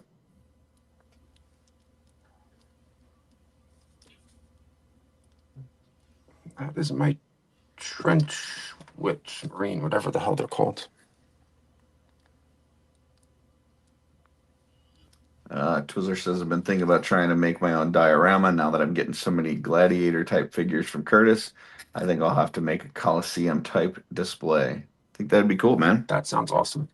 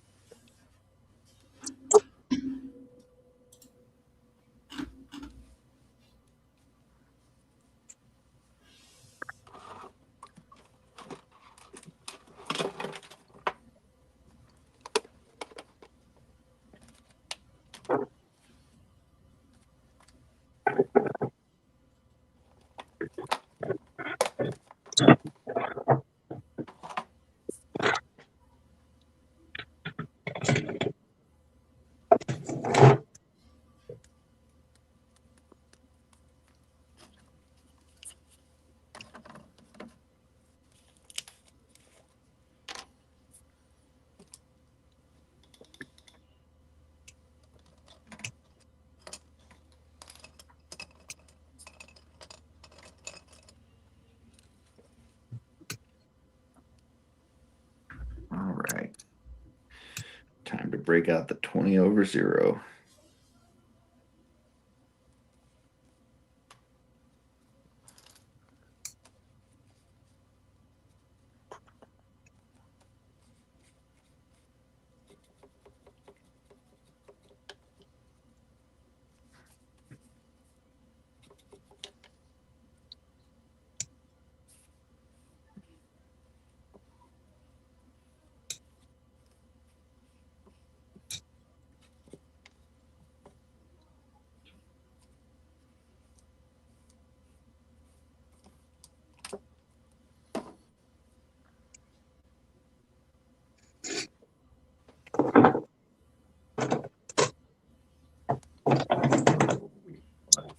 Where'd my brush go?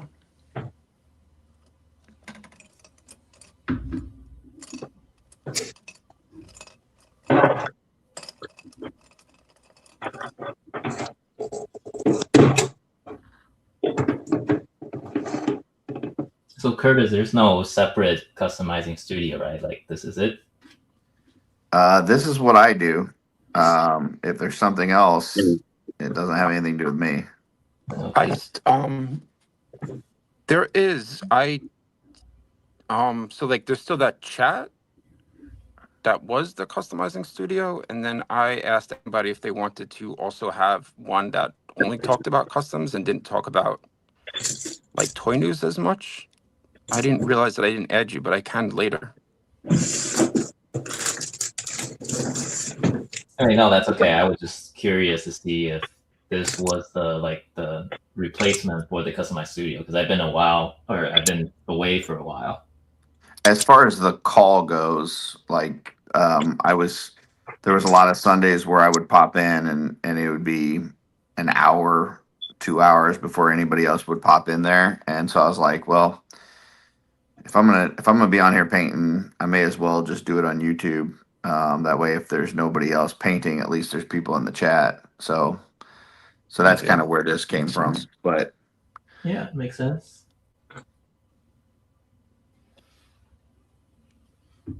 And you still start at the same time, like noon EST? it's 1 p.m. Eastern. Yeah. Oh, okay. So That's an hour later than before, right? no, it was always 1. Oh, really? Yeah.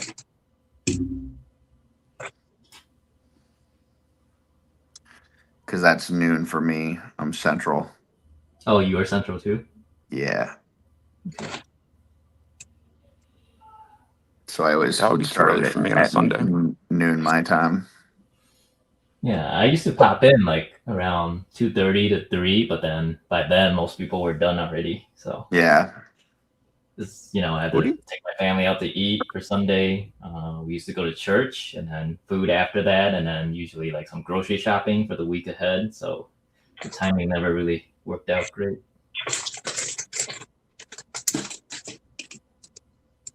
What are you working on now? Who, me? No, Sin. Oh, so as I was saying, I've been away from customizing for a while because I went really deep down the rabbit hole when I first found Legion. So then I put all my other hobbies to the side. Yeah. I was doing customizing for like a year and a half, and then recently I've been catching up on other hobbies like model kits, a bunch of Lego sets that I had just like piled up, drawing some pictures just like on Oh, cool. iPad with a stylus pen. Ooh. And so now I'm finally getting back into customizing, and this is like the first one that point the camera here. This is the first one I've done with like a full repaint. I've been like going easy with like the Lazy Boy customs where I just have to tweak a little bit and then say I'm done. So I look at my projects on the shelf. I'm like, that one looks like cool. it's gonna take more than 5 hours, so I'm not even gonna touch that. But this is the first one where I'm doing that. So it's like a full repaint of Dorina. I've had this figure for like over a year just sitting on my shelf, but it's Hella's head from I think Marvel Legends, believe it's Legends. And then I got this gas Nice. thing for her, like kind of so her inspiration is based on Sorceress Edea from Final Fantasy VIII. I don't know if you guys ever played that, but she's got this thing behind her with a cape, so that's kind of what she's based on. Cool. Yeah, I haven't, that but looks that awesome. sounds very cool. Yeah. So Yeah, now I like that. color all of her yellow leather black to go with her color theme. You were working on a Gundam once, right? That we were painting together? Yeah, I do that quite a bit. But yeah, I think there were a few sessions before, I think late last year, where I was catching up on all the model kits. I had like 10, 15 model kits just stacked up in my living room that I hadn't got time around to do. And then so toward the end of the year last year, I was doing a lot of catch up on like Gundam model kits. I have a bunch that's something I've kind of started to do because my nephew really likes it. So we've been I need to get back to doing those. Those are a lot of fun.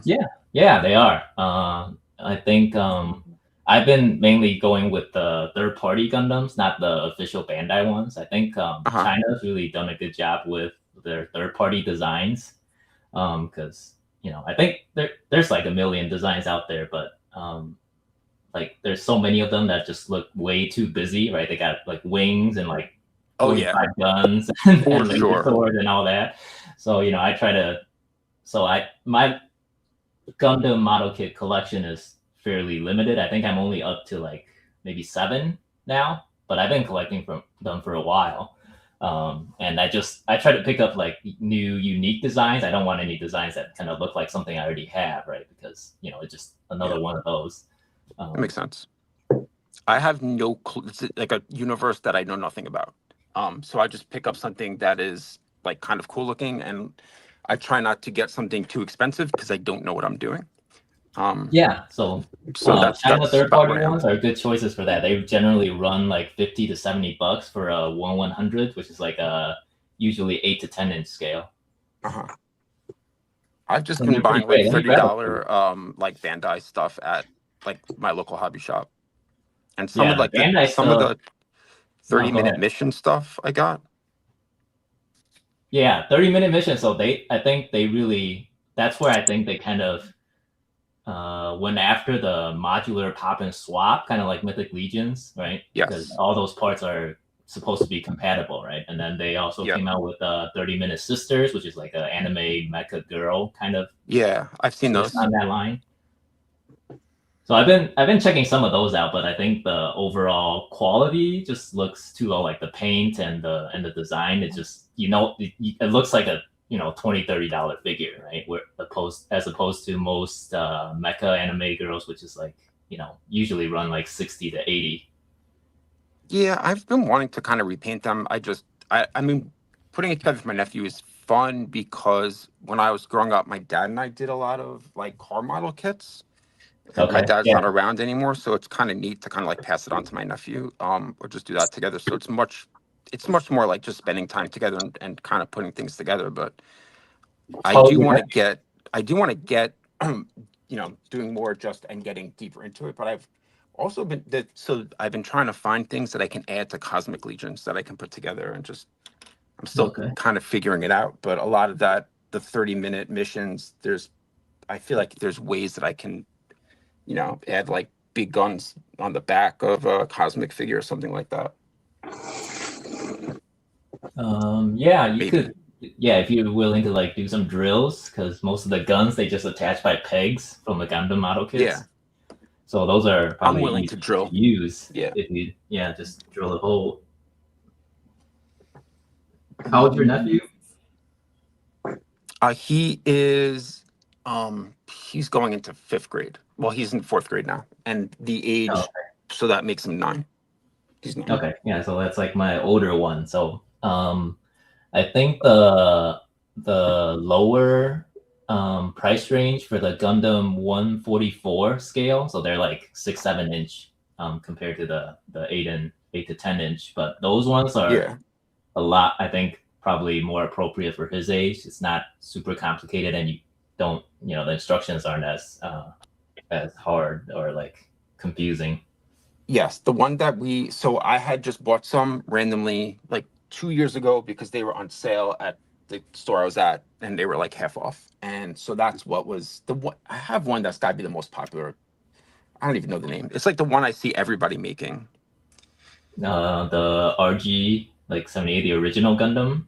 I don't know. It's a character that everybody makes, and like I don't know his name, so it's useless. But it was a bit much for him. He did a really good job, but like some of the parts are just super, super, super small, and like him and I were building them. Yeah, and I've screwed up a few times on mine where I put it in and then I realized one of the pieces was backwards and I had to take it back apart, and that's when things really go wrong because those pegs are just soft plastic, right? PVC, they don't hold very well under pressure. So if you try to rip them out again after you put them together, those tend to break. Yeah. So Twizzler He's too young popped to have in. to test his like. Sorry. I was just gonna say Twizzler popped in and said Final Fantasy VIII was his favorite video game. Oh, nice. It was his first RPG, and he has a tattoo of a Griever. That's an awesome idea for a custom. And then Robert popped in and said a Griever would be a real challenge.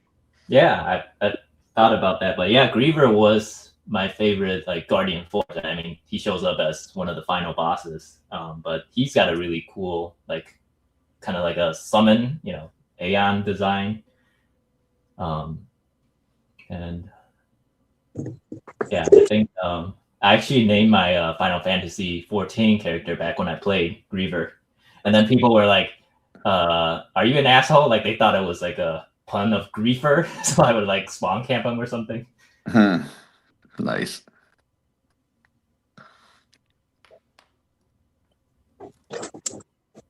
But yeah, Final Fantasy VIII was my favorite game growing up because that's actually one of the few that I actually owned without like going over to my neighbor's house to play.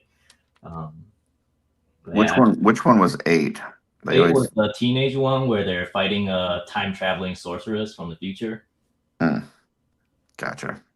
But it's got a lot of hate on the internet, at least back in the day. But these days, because I think Final Fantasy has really gone downhill in terms of their story and game design. Everybody's talking about the Expedition 33 these days, right? That's what Final Fantasy should have been, right? As a turn-based combat. But Final Fantasy just hasn't really hit the mark on, staying true to the genre and the and the classic Final Fantasy games that we all grew up with. Who was the main character on 8?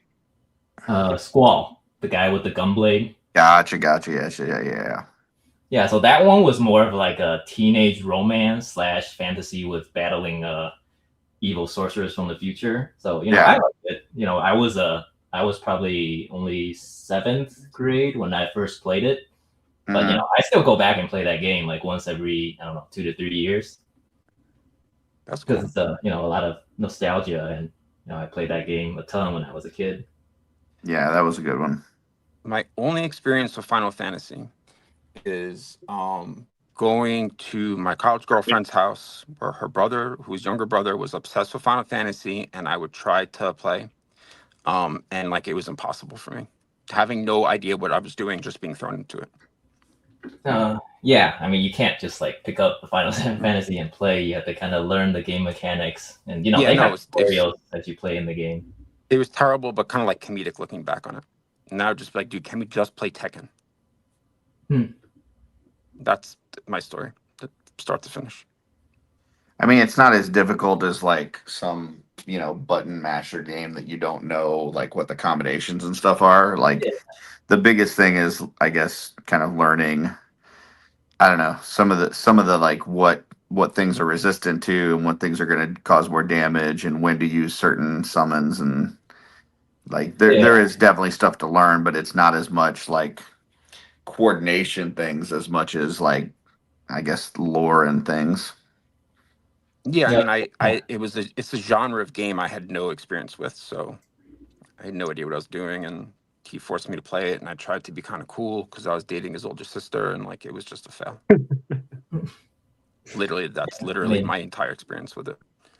But I wouldn't say it's difficult. I think they do try to put in like classes in the game, right? Like kind of like the MMORPGs here, and then they try to like force each character to have a specific role. Like black mages fight monsters that are physically resistant, right? And then you have like I guess I'm referring to like Final Fantasy X specifically, right? Which each party member basically had a designated enemy they were intended to kill. So in every battle that comes up, right, you're supposed to switch to the right character and then have that character make the kill.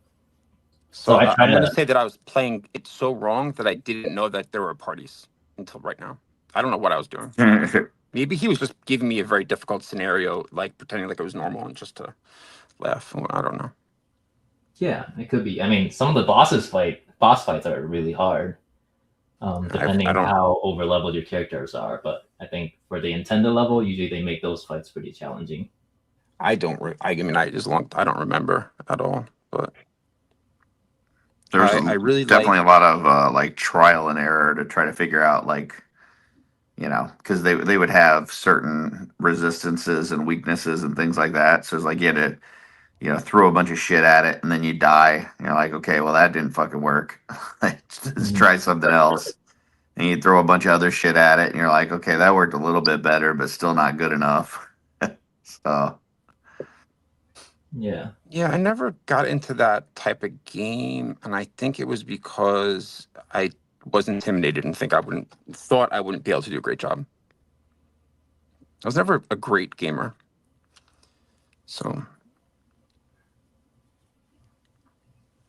I just like playing Grand Theft Auto after a while, and that was it. Have you played Cyberpunk?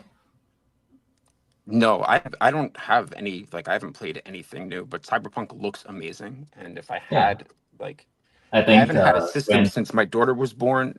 The day my daughter was born, before her mom went into labor, my Xbox died. And I didn't get a new one because I was so busy. And then by the time I was less busy, I kind of was like, whatever. I'd gotten accustomed to a life without playing games, I guess. So just haven't had a system for 14 years. I hadn't played a video game in probably, other than like, mobile bullshit. I play bullshit all the time. Yeah. 3, right? But I hadn't played anything until Joe Gonzalez was just telling me all about Baldur's Gate 3.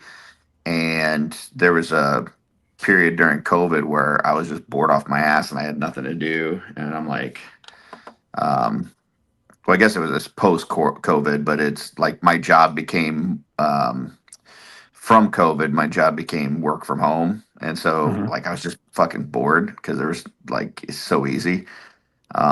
So I was like, all right, well, I'll pick this up and see, what it's all about. And dude, Baldur's Gate 3 is fucking amazing. So Yeah, I'm still working my way up to that. And I mean, so part of the time I was away from customizing, I spent catching up on a lot of the Steam library games that I had piling up as well. And I buy them on sale for like, 50% off or something, usually 30% if it's not too old. But, I had like probably 20 to 30 games in my to-do list. And, so Baldur's Gate 3 is on there, but I want to go through their older games first. So I got around to their first game, which is Divinity Original Sin. And that game was fucking hard. Like I play on normal, which was fine, right? Until I got to the chapter boss, and they just kicked my ass immediately. Like, I didn't even have a turn to like react. I just got raped immediately.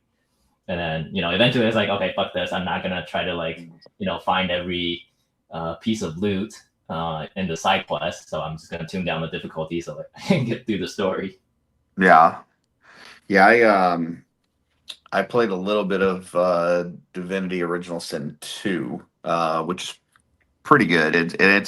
It's pretty close to the similar mechanics that Baldur's Gate 3 is. Obviously, both being Larian. But man, Baldur's Gate 3, I have played through now, I think 7 times.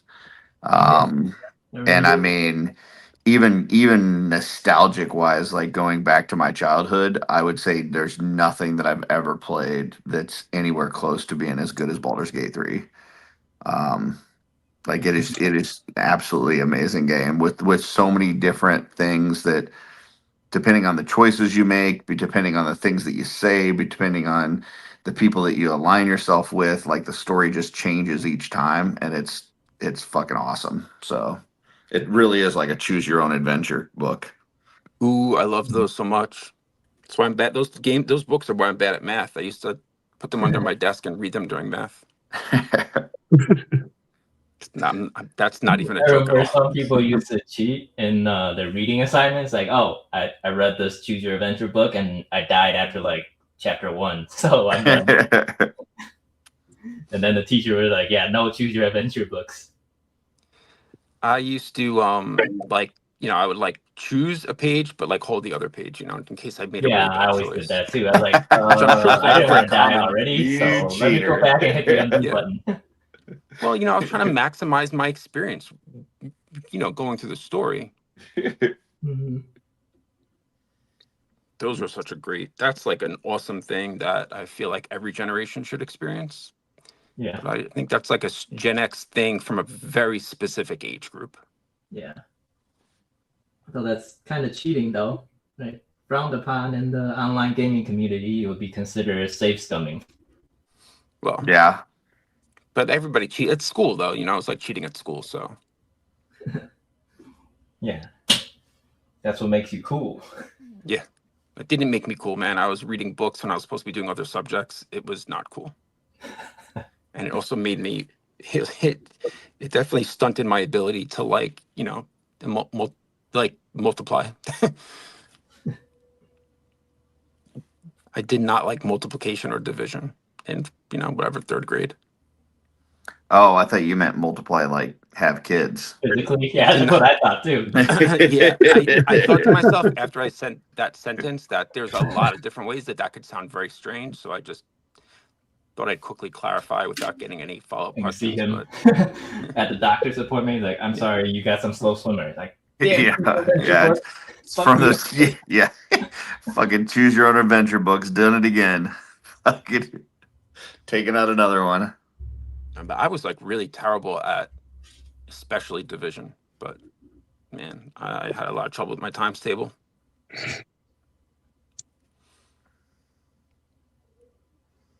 And being really good as an English student is not nearly as useful in life as in many cases being able to multiply quickly. Well, I mean, we have calculators now, but still. I mean, your skill is I can talk good. Yeah. Other people with real skills in the workforce. It's true. I mean, I can send a very professional, well-phrased email. Well, that's I something. think AI's got that covered now. Yeah. Sometimes. I mean, let's face it. There's not much thinking. You have to do it all anymore. I mean, you'd be One of surprised how I've seen AI make some really wild mistakes. There's a lot that I don't trust that, one like, of my favorite things that I used to be really good at that is totally a useless trait now is where you go, where do I know this guy from?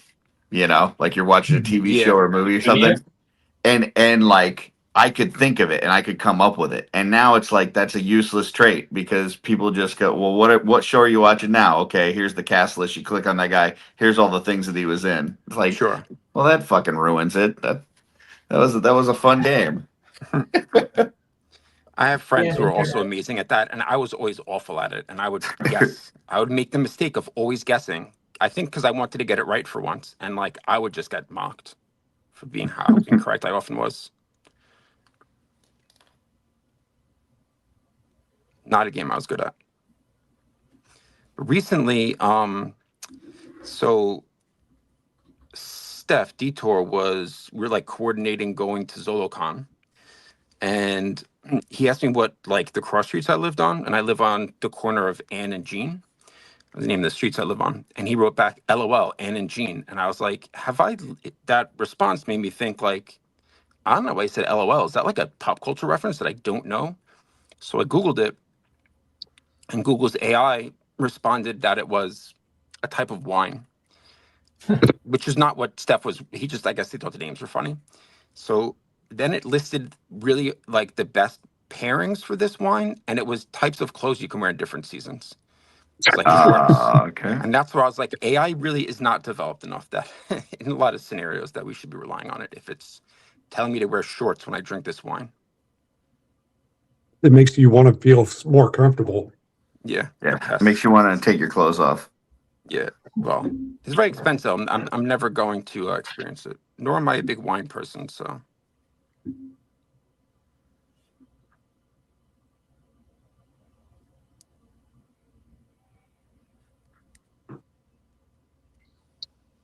I hate painting stuff like this.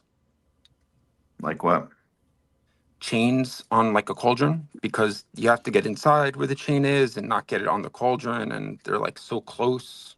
It's just not fun. It's painstaking. This is the type of thing where I'm painting and I kind of space out because truly not enjoying it, but this is not going to look good if it's all one paint. And then I get the smudge here. Son of a bitch. Bastards. I don't like painting using black either, but that's what I'm doing right now. It's mainly because it's really hard to like clean up if you accidentally make a bad stroke, because black has like the pigment is so, I don't know, it just like creates a huge mess. Well, and you try to like erase it with water, it just spreads everywhere else. Yeah, and then you have to wait until it dries and go over it. And, yeah. We are at 2 hours and 18 minutes, so I'm gonna give it about another 12 minutes. I'm gonna start cleaning up, but we're gonna close this out soon. Just FYI. All right.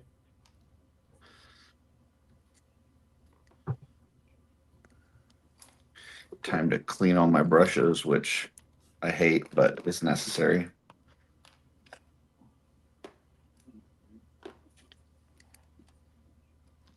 I gotta paint these circles. Didn't realize that there were circles.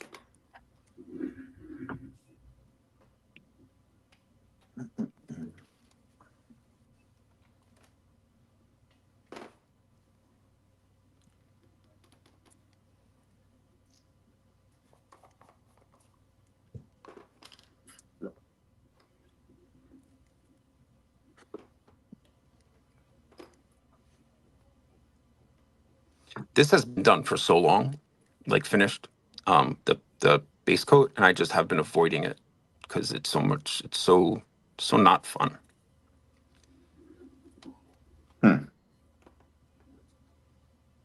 Interesting.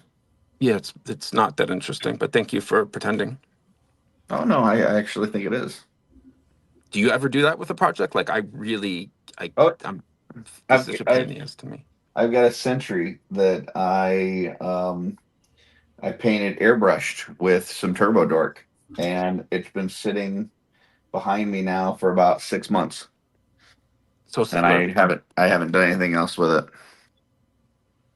So basically similar reason, right? Because it's Yeah, there's a bunch of details that I got to paint on it, and I just haven't really felt the urge to do it. So What paint did you use?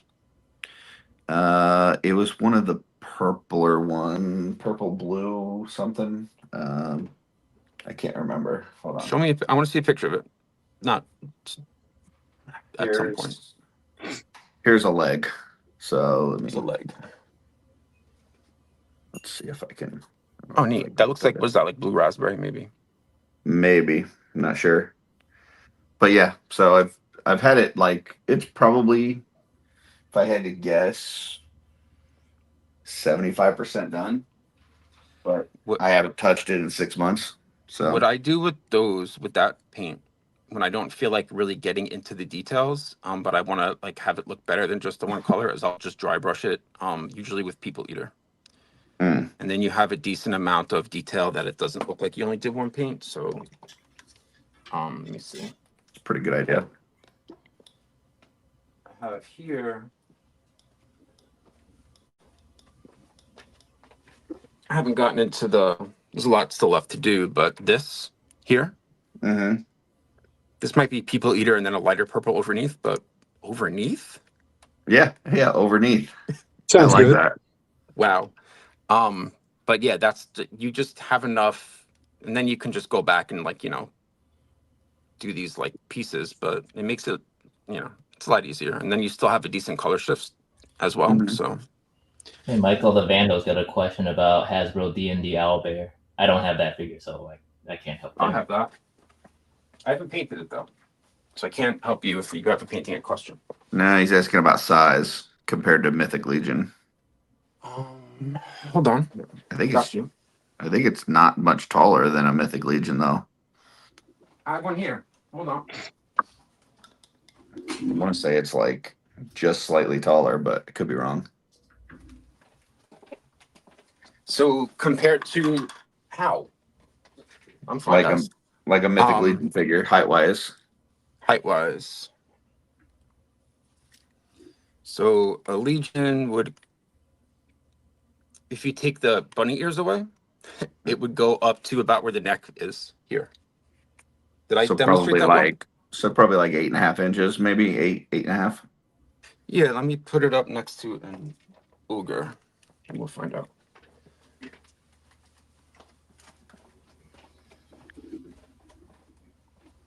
I definitely know it doesn't have the same kind of paint apps that you would have on a Mythic Legion. It could definitely use with a wash and maybe a dry brush. The sculptural details are there, but I've been wanting to repaint this. That's why it's down here. But so the head would go up to, it's about 8 inches. Sweet. That was my initial thought. Good job. And I don't even have one. I mean, it's cool. I would answer out of his ass. I wanted to find something that would work as a saddle for this, and I haven't done it. For like a goblin or something? Yeah, I guess it would probably have to be a goblin, but I don't know where to find something that would make a good saddle. Oh, speaking of which,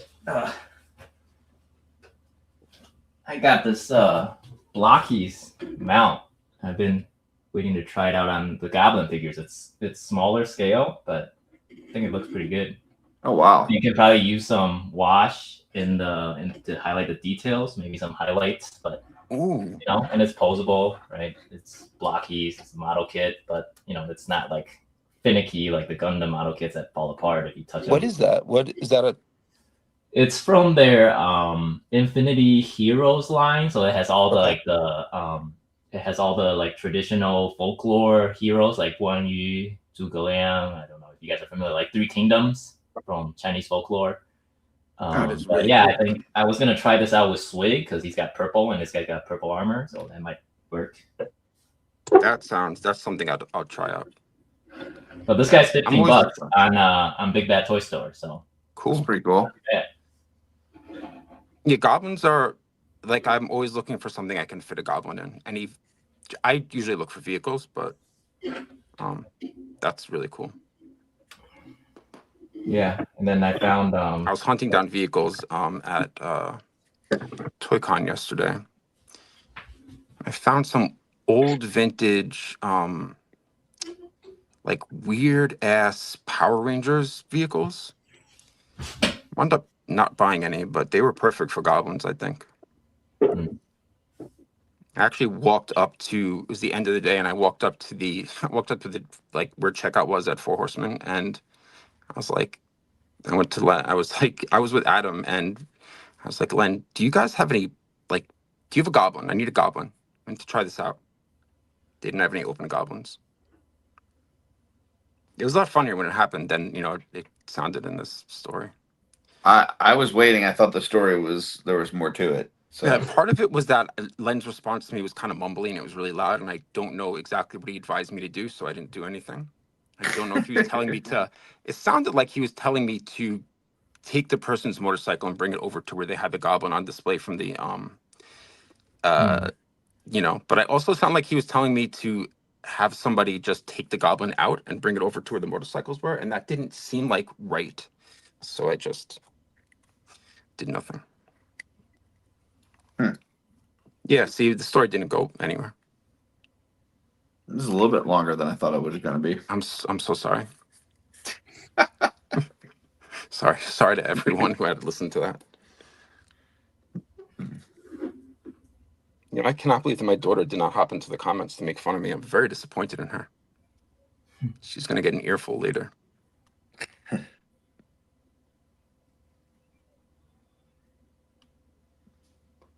Yeah, I've said it for a while now, but my kids, when they were younger, like they thought people that were on YouTube were the coolest people in the world, and then their dad was on YouTube, and it's like, nah, not so much,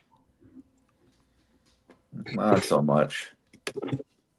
Well, the first time that I was going to be on YouTube, my daughter thought it was like really cool, and she was really happy for me. And now I'm like, oh, I'm gonna go live or whatever, and she's like, doesn't care. She's like, yeah, whatever.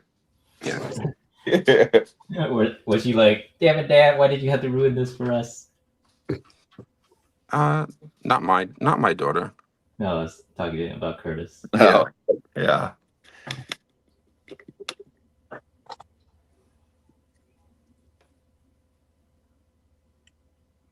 Although they like whenever they have like friends over or something, they will put on one of my shows and just play it. And like they always tell me, our friends think you're the coolest dad in the world. I'm like, yeah, fortunately you don't. So, yeah. Well, she's with her friend, and they were going to hop on, I think, together because that was going to be funny for them, but that didn't happen. But the two times that I've had I've been on the PGG and there's been like a song with me in it, I've made the error of both times showing her, because not the whole episode, and she taped it and then showed it to all of her friends. That was an error I made twice. Did not learn from the first time, huh? No. That's how we dads roll. Yep. Dumb. I rolled dumb.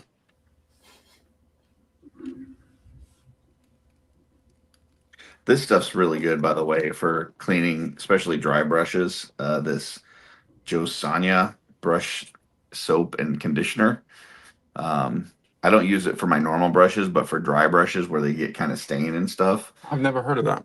Yeah, this stuff works really good to get a bunch of the, like you'll clean it and clean it, and then it seems like it's totally clean. You throw it in this stuff and more will come off. So do you get that online, or is there a store that you can get? Yeah, I buy it from Amazon. So I'm almost done with this bottle. I actually have a new bottle that I just picked up. So in my the flat dry brushes that I've had for a while now are they're at the end of their life. My brushes are all dying. I'm still on I think this is the first set of like $10 brushes that I got off Amazon. and like the wood comes loose from the metal attachment because I guess they don't put it deep enough, so it's like wiggly. I Mhm. hate I that. gotta grip it by the metal handle. I tell you what, and this is not just me saying this because it's my set of brushes, but my set of brushes that I have is the only brushes that I've ever had that not happen with. Nice. Yeah. I might I'm have not to sure what they back did those. differently that makes it to where that doesn't happen, but I've never had it separate on mine. I should let them know. Kudos, you guys did a good job. Kudos. It's They're actively working on version 2 brushes right now. Are you involved in like the design of the brushes or? Yeah, design, selection, working with Kevin McCoy right now on the box art. So Nice. yeah, Wait, Kevin? Kevin McCoy, yeah, Tanya's husband. Yeah. He does Yes. like computer graphics art too? Yeah, he does a lot of, I think, like product layout artwork and stuff like that. So Oh, okay. yeah, so he designed the first box for the art, my brushes, Oh, nice. and I didn't now know. he's working on the second one. Cool. So I think I might have an overlay. I don't know. Yeah, see, this one's incorrect. It shows a number 5 dry brush on there, but it's actually a number 6. But the Hmm. rest of those are correct. So These the second set that's coming out? this is the second set. Yeah, the first set. That's what the first set looks like. So Yeah.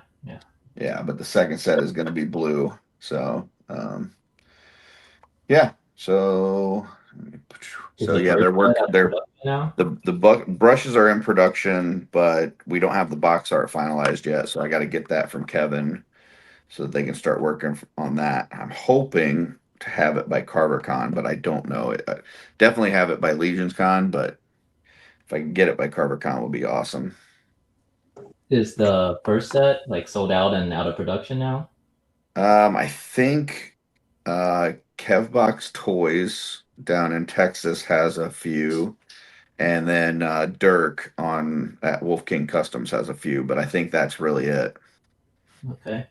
So that did pretty For well the then. most part, they're pretty gone. I think I kept maybe like 6 or 7 sets for myself. But other than that, yeah, they're pretty much gone. So Wait, was it your choice to add in the little flat handle grip? yeah, the triangular grip. Hmm. Yeah. Do you like using that? I do. I know there's some people that have told me that they don't, but then like Bill Mancuso from the studio, like pretty much all those guys from the studio have been using them, which is awesome. But Bill said that he doesn't like that their ergonomic like triangular grip, but he Mhm. just grabs it down lower and then because he likes to be able to spin his brush. So Yeah, that's what I was thinking too. Because like yeah, sometimes the paint is more on one side compared to the other, so I'd like to like flip it over and just yeah. rotate the brush as I paint. I Yeah. turn mine too, but I turn it using that triangular grip, so I turn it to the next like segment. But I know some people that just hold it down lower and spin it below the grip. So I often forget that the grip is there, like literally right now. So yeah, I just paint on the lower. I think I just paint lower on my brushes in general. So that's the problem I have. yeah. I mean, I don't think it's a problem, but I'm No. usually down below the grip too. I'm kind of more using the grip to like rest my thumb on after the fact, but I'm usually holding it a little bit lower. So, but it was kind of cool when I put those out, and I had sent a few off to a few folks in the studio, and then Len messaged me. He's like, "Hey, you got any more of those brushes for the rest of the artists here?" I'm like, yeah, that's not a problem." So, and then when I was there for intern this year, they were all, telling me their thoughts on it and stuff. And I mean, overwhelmingly very positive. There was 2 brushes that they were saying that they kind of wish were in there, which is going to be in the second set. But otherwise, it was really positive. What were So, the ones that you added that they said? so if I pull this picture back up, I know what you added, but I forgot. that number 2, like the number 2 round brush, that was not Yeah. in the first set. And then they wanted a more of a detail brush, so that's that 20/0 is that really tiny brush. Yeah. But then Oh, I've also added an extra dry brush, and I added that 4/0, the angled spotter one, which I Yeah. really love that brush. So What kind of material is the bristles? the dry brushes is a goat hair. And then all the other ones that are not the dry brushes are a synthetic nylon. Oh, okay.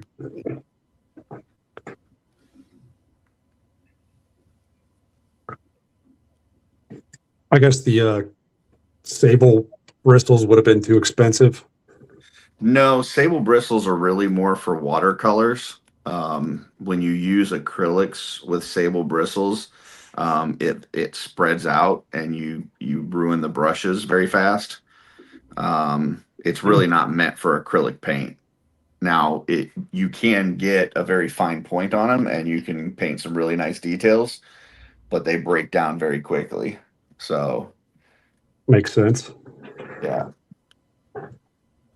At the time, it actually would have been cheaper to do sable, but they would have broken down a lot faster. But now, I guess something happened within the last year or so where, because the sable hair it's basically from like a rodent, basically, like in like A weasel. Russia. Yeah. Yeah, it's I kind know of what like a you're talking weasel, but yeah, and so I guess it's gotten like harder to source for some reason recently. Um, and so now the price of those have gone up, quite a bit like as far as the raw material price. Um, but once again, it just breaks down. Like I've got a couple that I'll use. I think this one is this one here, this 18/0 Artist Loft one, I believe is the sable one. I think I've got a couple others just for like really tiny details, but I will only use it like, maybe a couple times a year. But like you don't want your whole set being that. It's, you're gonna go through brushes pretty quickly like that.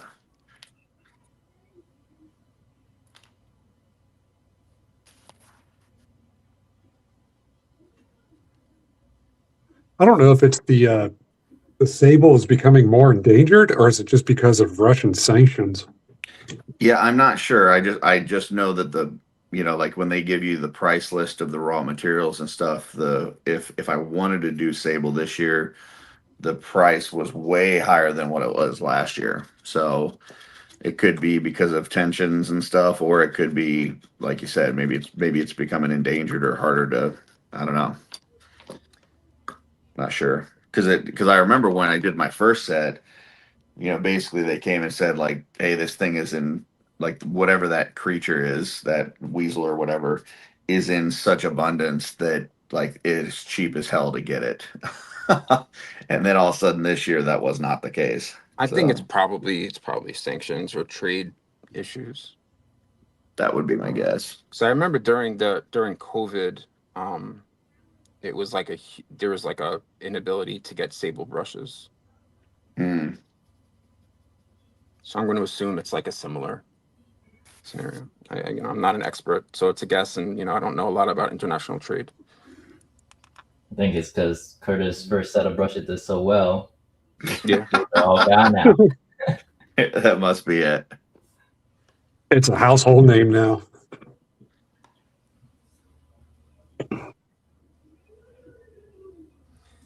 It's interesting. I didn't know it was a weasel. I don't know why I thought it was a rabbit.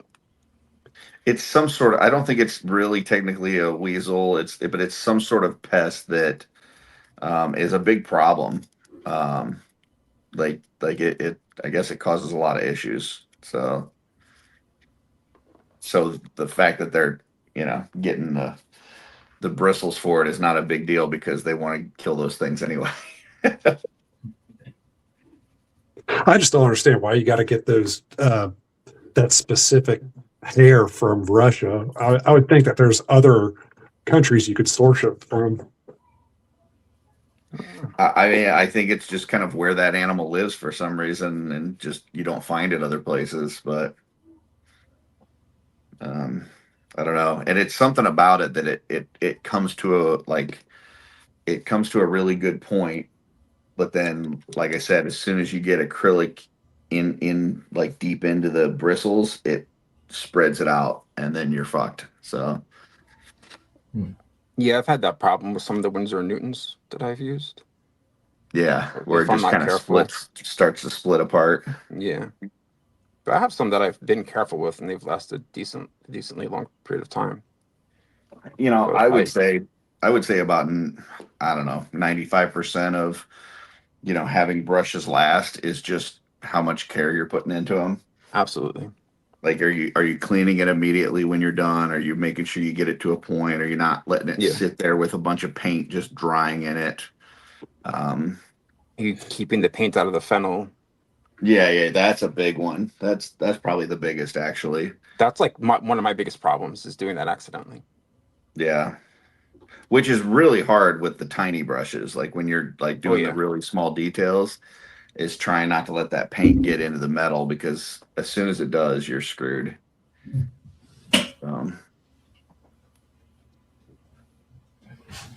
Anywho.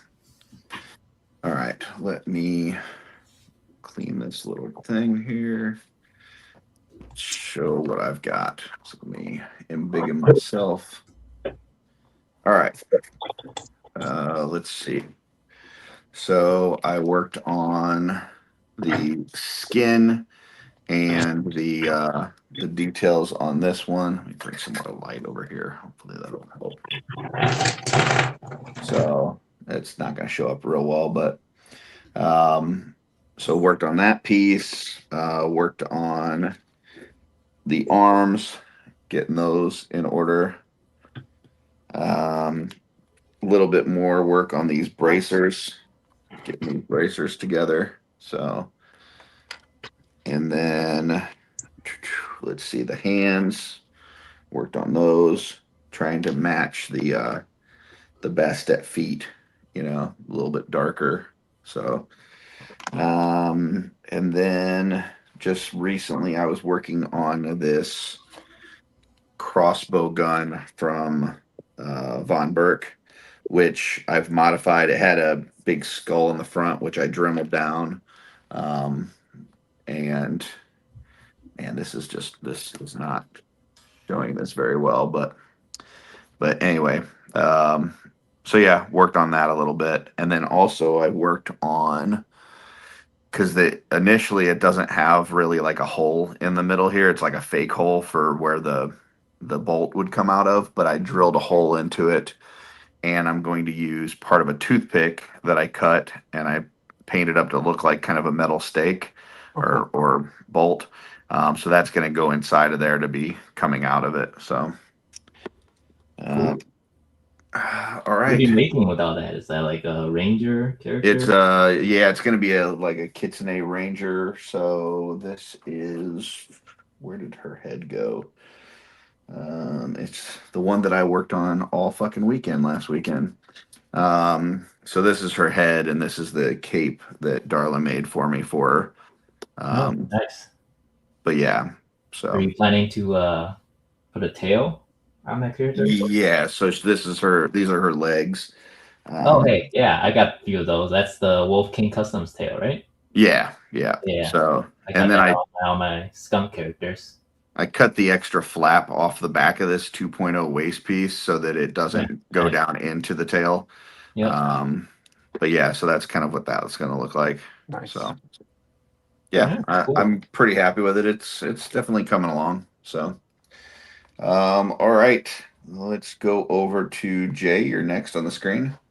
So, I pretty much wrapped up this figure now that I found these legs that match better. So I started this last week. Mm-hmm. So she's basically done. I need to clean up where I dry brushed here. Just probably go back in with some black or some darker purple. But mostly the dry brushing, I just did purple over black, came out fine. I don't think I'm gonna fix this at all. So that was nice to finish that. She needs a neck. And then I mean, I'm working on getting this to kind of like where I want the pink and black to be to match how his arm is. So it's the same on each side. And then I'll do that tonight. And I did some random stuff like this doesn't look great right now. I don't know how I'm going to fix it, but this is cool. However, because it does light up. Oh, that's pretty cool. Yeah, that's awesome. Yeah, Nice. you can see, I had dry brushed it. This was all red, and I just dry brushed some like bone over it. Yeah, that looks way better. And yeah, I got that from Rocket Fist Customs. You can get that. He's got those on his site. And also, Michael, I didn't see that you were asking about making an owlbear. Josh Brown Customs is getting an owl bear head sculpt that is going to fit Bodvar. I don't know when it's going to be done, but I've spoken to him about it. So That'll be if cool. you would want something for that, and you want to have somebody write it. I mean, I don't remember who he's got. I think he's got Gianard or Jason Demon making it for him. So it should be great. Very cool. Yeah. All right. Let's go ahead and go over to Kyle. There you go. Yeah. Oh, that's looking really good. Oh, yeah. Yeah. So the bottom is the Spexian bottom, and then you can kind of see a little bit underneath the belt. Dude, that looks so awesome. I'll definitely have to get some pictures when it's glowing in the dark. The crab head is, I don't know who makes those, but I did buy it at Legion's Con last year. Brian C. Okay. The arms are still part of the Spexian. Same with and then the Terpiculi long arm and the claws. Mm. And Love that. a little booty. And Yeah, then, that is super cool. That actually reminds me of this thing here from Meta Travelers, this Quick Jack. okay, yeah. Yeah. That's cool figure. I haven't picked that. I haven't opened it up yet, but those colors kind of remind me of that. Man, that looks so clean. Not that I'll definitely take some pictures when it's glowing in the dark, and it'll be up on the cabal here in probably a minute or so. I'm looking forward to seeing that. I just don't know if I should color the long arms with something, wash them, or I don't know. I'll figure it out. I think they look good. Okay, I'll go with that. And Eric Miller popped in. He says, "Love those colors." So, oh, nice. There you go. And then I broke down a custom built shredder and I started priming them and dropping them all over the place. That's what I got. Very cool. All right, Shin, back to you. Yeah, so I kind of showed this earlier, but I think I finished on the leather, black leather, turned the yellow leather into black leather, so it goes better with their color theme. So I think I might add some black to the boots down here. These are McFarlane Wonder Woman boots. They just came with all gold, but I don't want the gold to pop. Like, there's too much gold down here, so I'll probably add some black down there. But yeah, I did the black on the back of her legs and on the inside of her bracers. That looks so damn good, man. Yeah, that's pretty good. Yeah, that's amazing. Yeah, thanks. Yeah. Where was that back piece from? What's that? Where'd you say that back piece was from? AliExpress. It was one of the like martial arts die-cast weapons. I don't know what it's actually supposed to be. It might be like I don't know, but I saw it as a good piece for like Idia's like cape thingy that pops up behind her head. So that's what I use it for. Oh, I used the so you see the straps here on the sides. That's Hawkeye's from Marvel Legends. That's his strap for his like weapons and stuff. The great nice. Attachment here. There's one sharp spike that comes in, so that's the piece that's going into that strap, and that's what's holding it in place. That's super cool. Yeah. Awesome. All right. Well, for me, tonight I got shooting the shelf in a few hours. We'll have Blake, aka Recon Rage, on there talking about the Pack Northwest meetup. Nice. And then after that, I will be on Toy Hammer After Dark to talk some Warhammer. And then I've got a Nieve Exploded review recorded and partially edited. I got to finish editing that. It'll probably drop for members within the next day or two. And then a day after that, it'll drop for everyone else. And then I showed earlier, but for anybody that joined late, I do have a new setup for my Exploded reviews. So I used to do that all on my painting station, which caused me to not get as much stuff done as I would like. So now I've got a station for reviews and a station for painting. So hopefully that'll help. And the next one that I'll be recording will be the Bungie from Cosmic Legions. So, Jay, what you got coming up this week? Nothing. This is the only thing I routinely do. All right. Well, tune in next week to maybe see Jay again. So I got next week coming up. Kyle, what you got going on? I gotta build that cabinet. There you go. That's about all I got. And Jen, what you got? I'm gonna finish this one up, which probably should only take about an hour or so more. Take some pictures, post on the Cabal. I got some like older Lego sets coming in, so I'll probably be doing that over the next week, and then I'll get back into painting when customizing studio comes around again. Beautiful. Well, you're in that group now, so anytime that you feel like jumping in on Sundays, just click that link and hop on in. So I'll shoot you the link to the group as well, Kyle. That way, if there's ever a week that you want to pop in, you can just do that. Sounds good. Awesome. Well, hope everybody that is in the chat enjoyed yourselves. Hope that you're out there creating as well, whether it's dioramas or customizing or digital work or whatever. Hope that you're having some fun. And until next time, folks, keep creating.